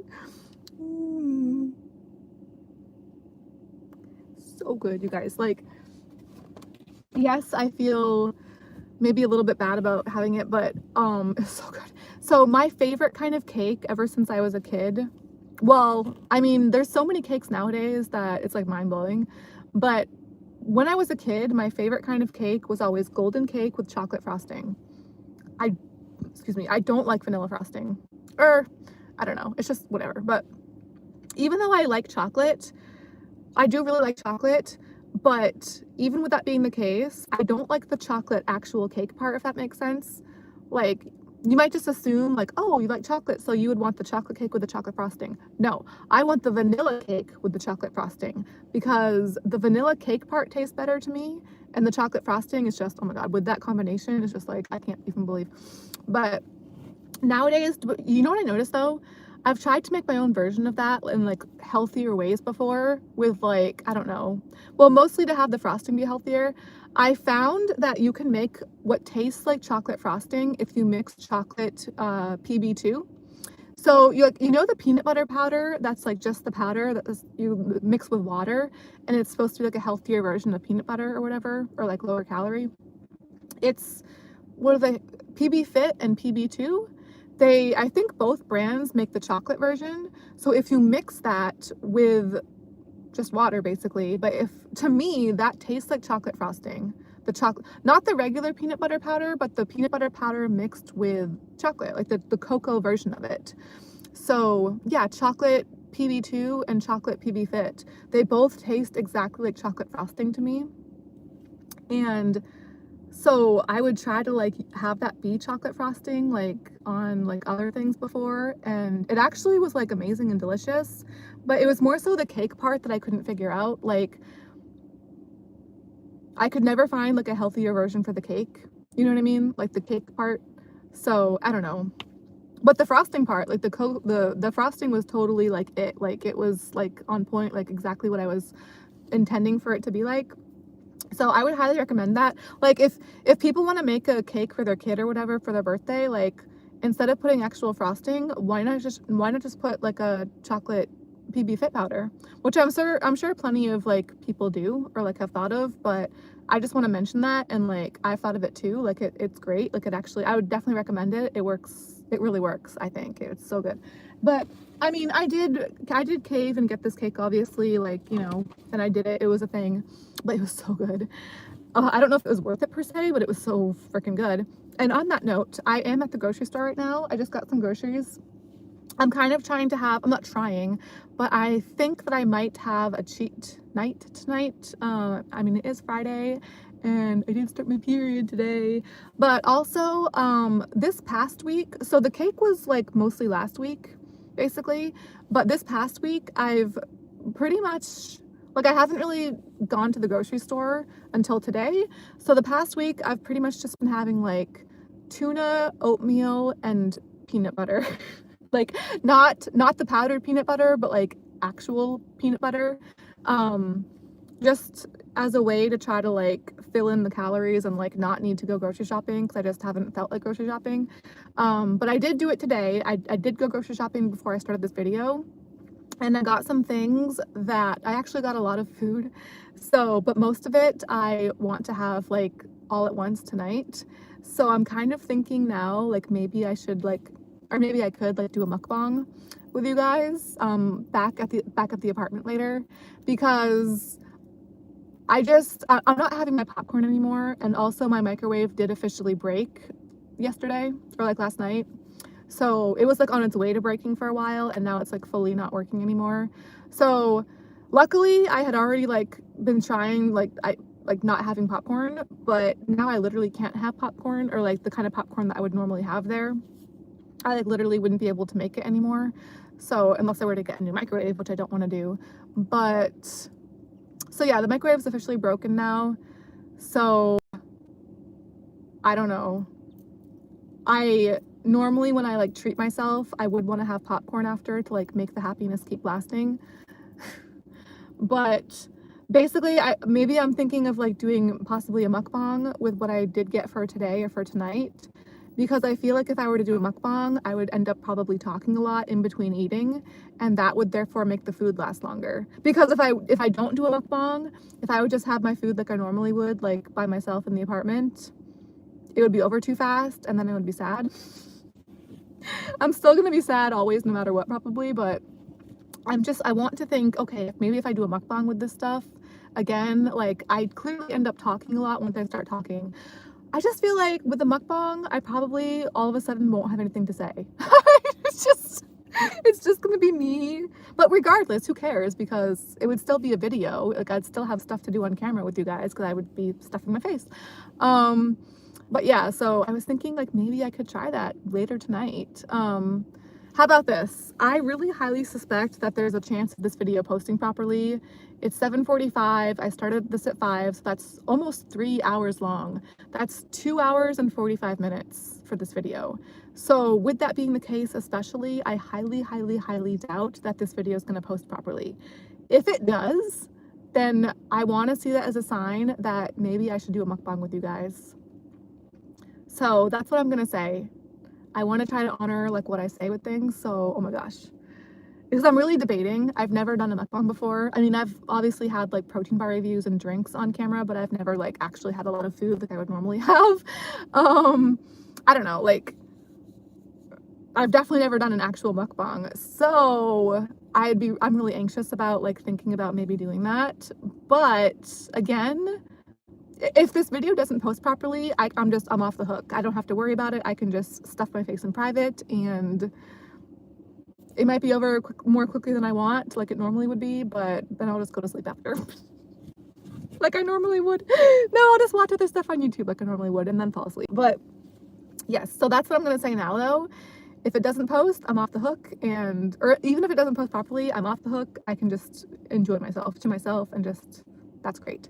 That's pretty much what I would normally want to do, like, you know, because it's like me and my happy place, like my happy thing. But if this posts fully, almost 2 hours and 50 minutes, then maybe I'll do a mukbang with you guys. But honestly, that's like right directly after this video. But I would be doing that from my laptop at least to give my phone a break. I don't know. So, but that would be the sign, I guess, with this video. This video is going to be like the test. This one's going to be the determining factor, I guess, for whether or not I'm going to do a mukbang later. So I guess we'll find out soon enough. Yeah, because almost 3 hours, like what? That is, okay, so I just want to make well, okay, so this is the thing, until I see whether or not the video has posted properly, I can't do one thing or the other with my notes, really. Like, if I can't toss my notes or like put my notes away, or I can put them away, but I can't just get rid of them until I know what happens with my video. Once, you know what I mean? So it's like I have to hold on to these like in a special spot.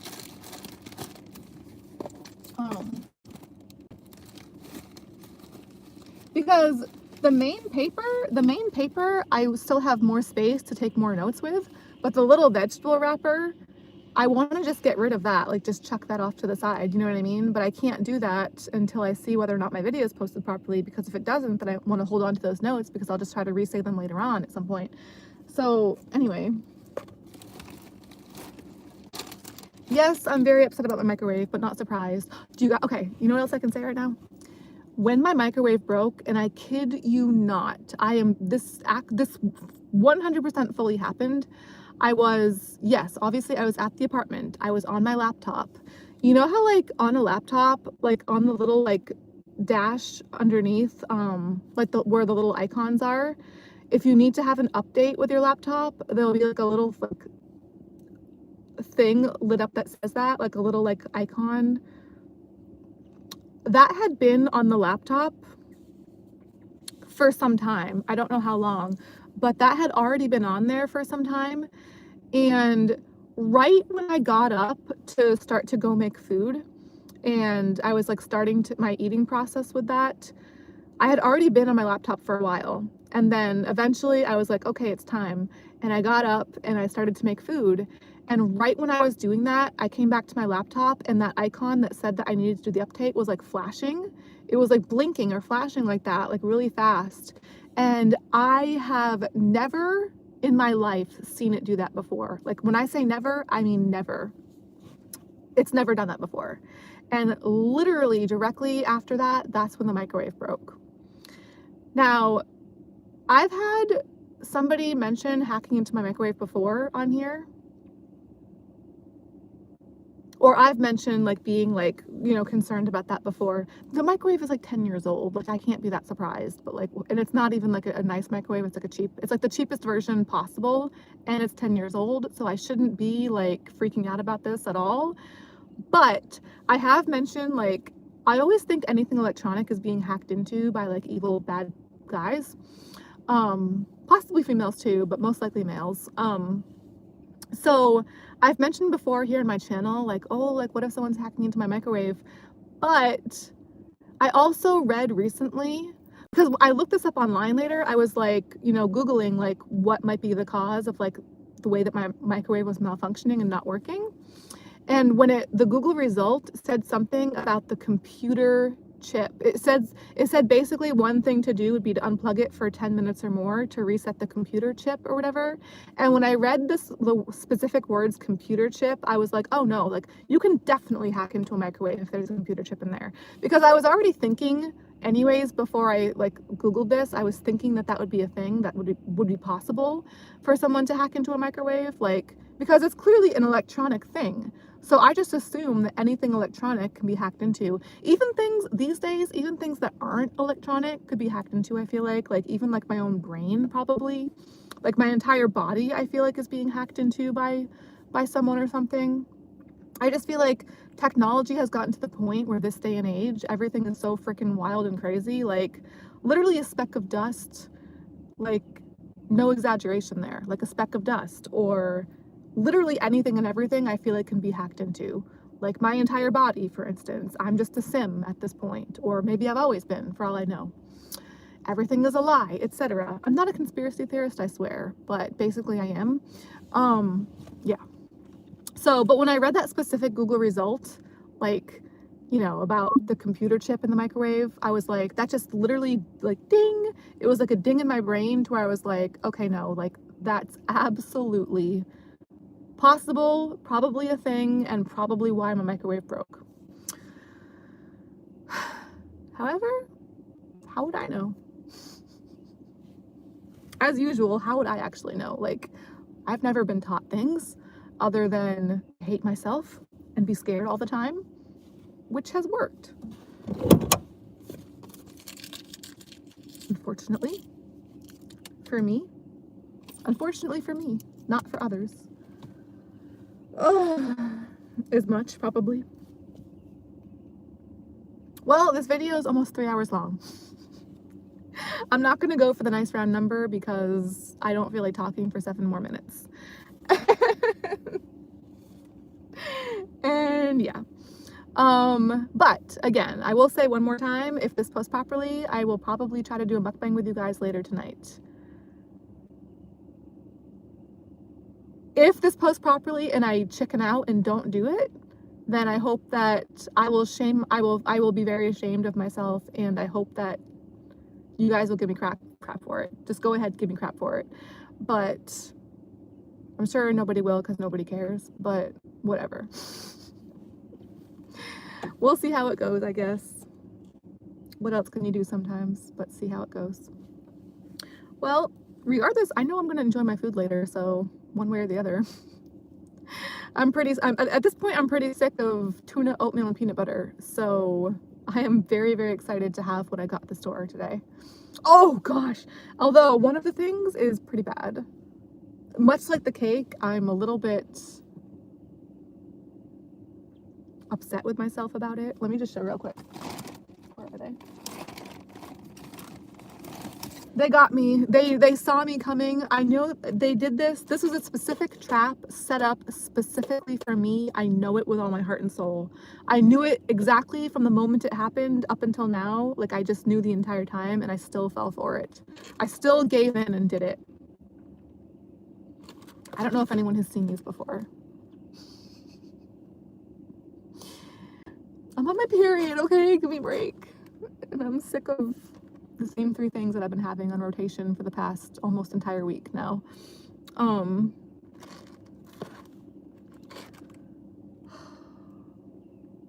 It's even called cake, you guys.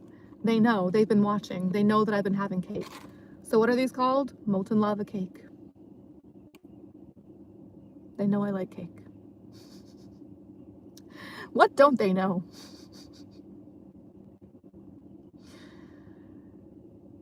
%50 more filling. God.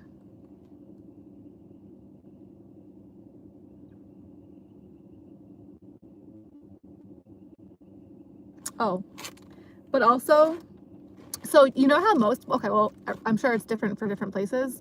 Most boxes of Pop-Tarts where I am cost like, well, it depends on the store. So the store that I was at today, the boxes of regular Pop-Tarts cost $3. However, these are new where I am. Today when I went to the store, it was my first time seeing these.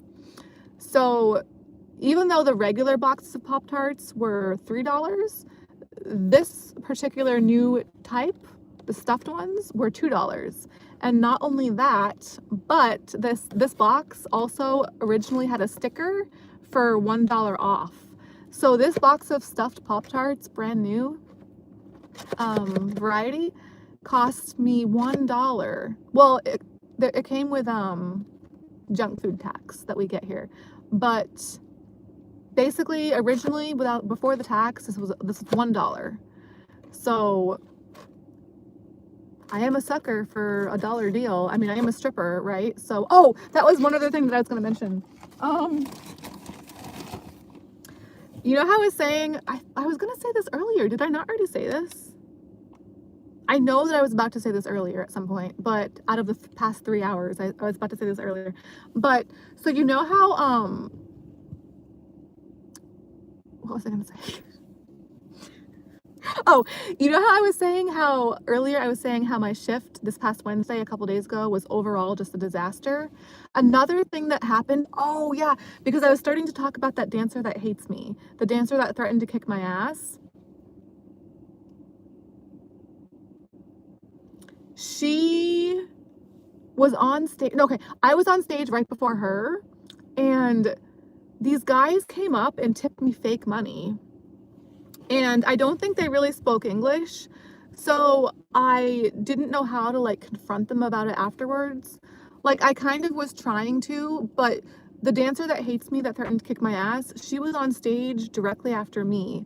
So I didn't want to go up to these guys. Basically, they tipped me this fake money, and it was so obviously fake that it wasn't like a counterfeit situation. It was like clearly like fake money. And I noticed it right when I got off stage.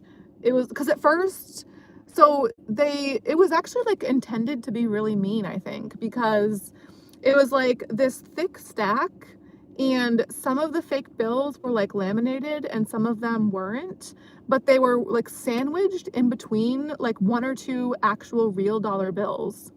So all I saw, like, these guys tipped me this right as I was getting off stage, and they kind of like handed it to me. It wasn't like they just threw it on the stage, they like handed it to me. So at first, all I could see was the real like regular dollar bill on top, and I could feel the thickness of the wad. So I kind of, obviously I wanted to think that it was just a bunch of dollar bills. So I went out back in the dressing room after, and only then do I see like, oh, it's just the $1 bill on top, that's the real one, and all underneath is like these fake, very obviously fake bills.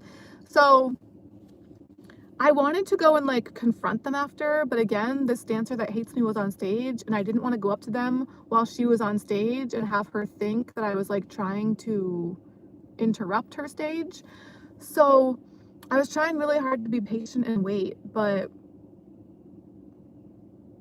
well, I didn't. I ended up going up to them while she was still on there because I couldn't wait. Thank gosh nothing too bad came of that. Like I was really like thinking, I was so scared the whole time that like she was gonna freak out. Like she kind of started to say something, but I was just trying to be like, No, wait, look, it was, but the thing is, they were tipping her all real money too. So this is another thing where it's like clearly nothing in my world is real, and I'm just stuck in a simulation where people are just messing with me nonstop, every different direction, every different way.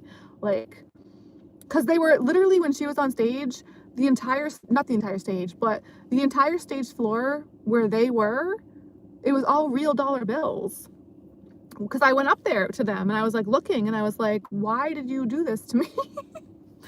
And I remember thinking afterwards, like I was just so upset afterwards, and I just didn't I just left them at the stage, and I kind of thought after, like, damn, I should have saved some of those to like show them on camera, like for my YouTube. Like I wanted to like maybe show them the video, but I was so upset at the time, and a lot of those fake bills were like weirdly not laminated, but they felt like shiny almost, like thicker than regular bill paper. So I didn't want to like try to fit them into my big heavy bag, which is already full of like so much bull crap. So I was like, I didn't want to have to squeeze them into my big heavy stuffed backpack. So at that point, I just put them on the side of the stage, and I kind of wanted the like employees of the club, I kind of wanted the floor host and the employees to see and like realize that they were tipping fake money, at least to me. Apparently though, they did this to me and me only. So it's really big surprise, like surprise, surprise, right? Like it wasn't surprising to me, but it's still annoying, you know. But it's like the upside of that situation would have been for me to show it on camera. Basically, I should have just at least saved one or two of them just to show you guys. And again, I was just so upset and frustrated in the moment and didn't want to have to worry about trying to stuff it into my backpack. I just left them on the side of the stage. I was just so, again, because like, you know, it's like I never get tipped up there. And to finally feel like I'm getting tipped something is like, oh, great. And then it's like fake freaking money. So thanks. And now, okay, honestly though, I'm upset a little bit. Like I kind of regret like not at least keeping a couple of them to show on camera. But also on the front of the bills, it said something like Billy Bucks, almost like it was made to look like a $1 billion bill. What if they were real? If nothing is real and I'm just stuck in a simulation, then anything could be possible. And what if they were real $1 billion bills, you guys? And there was a whole stack of them too. So if they were real and I had kept them, I would have like multiple billions of dollars, possibly. I'm pretty sure that's what it said on the front. It said like Billy Bucks or something. And I think the Billy part was like supposed to be for $1 billion.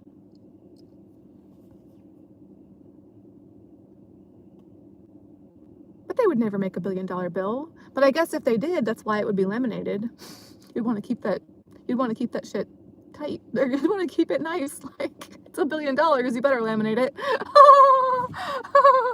Well, whatever.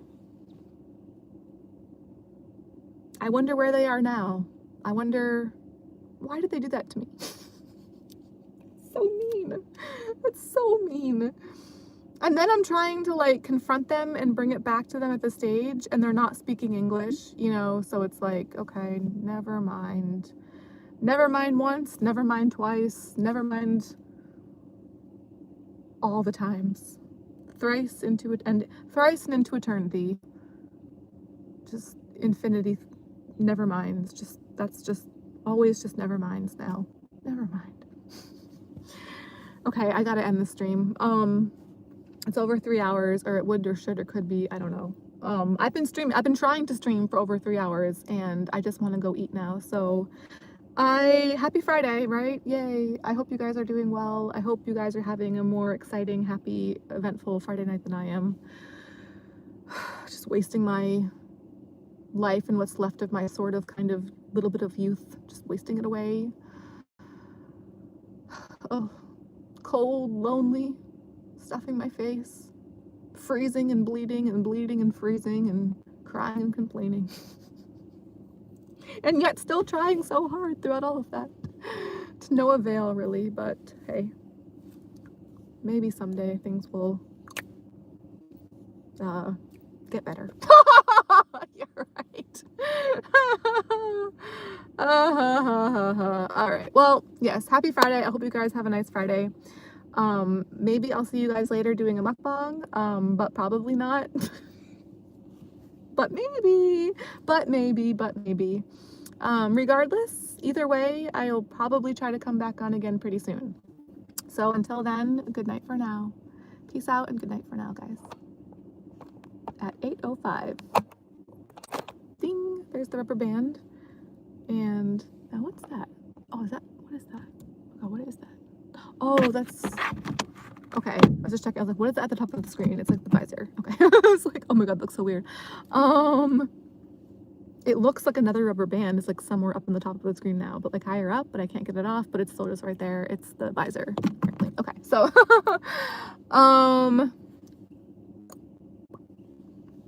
good night for now.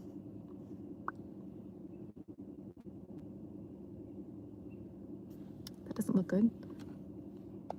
And again, then again, then again. Good night.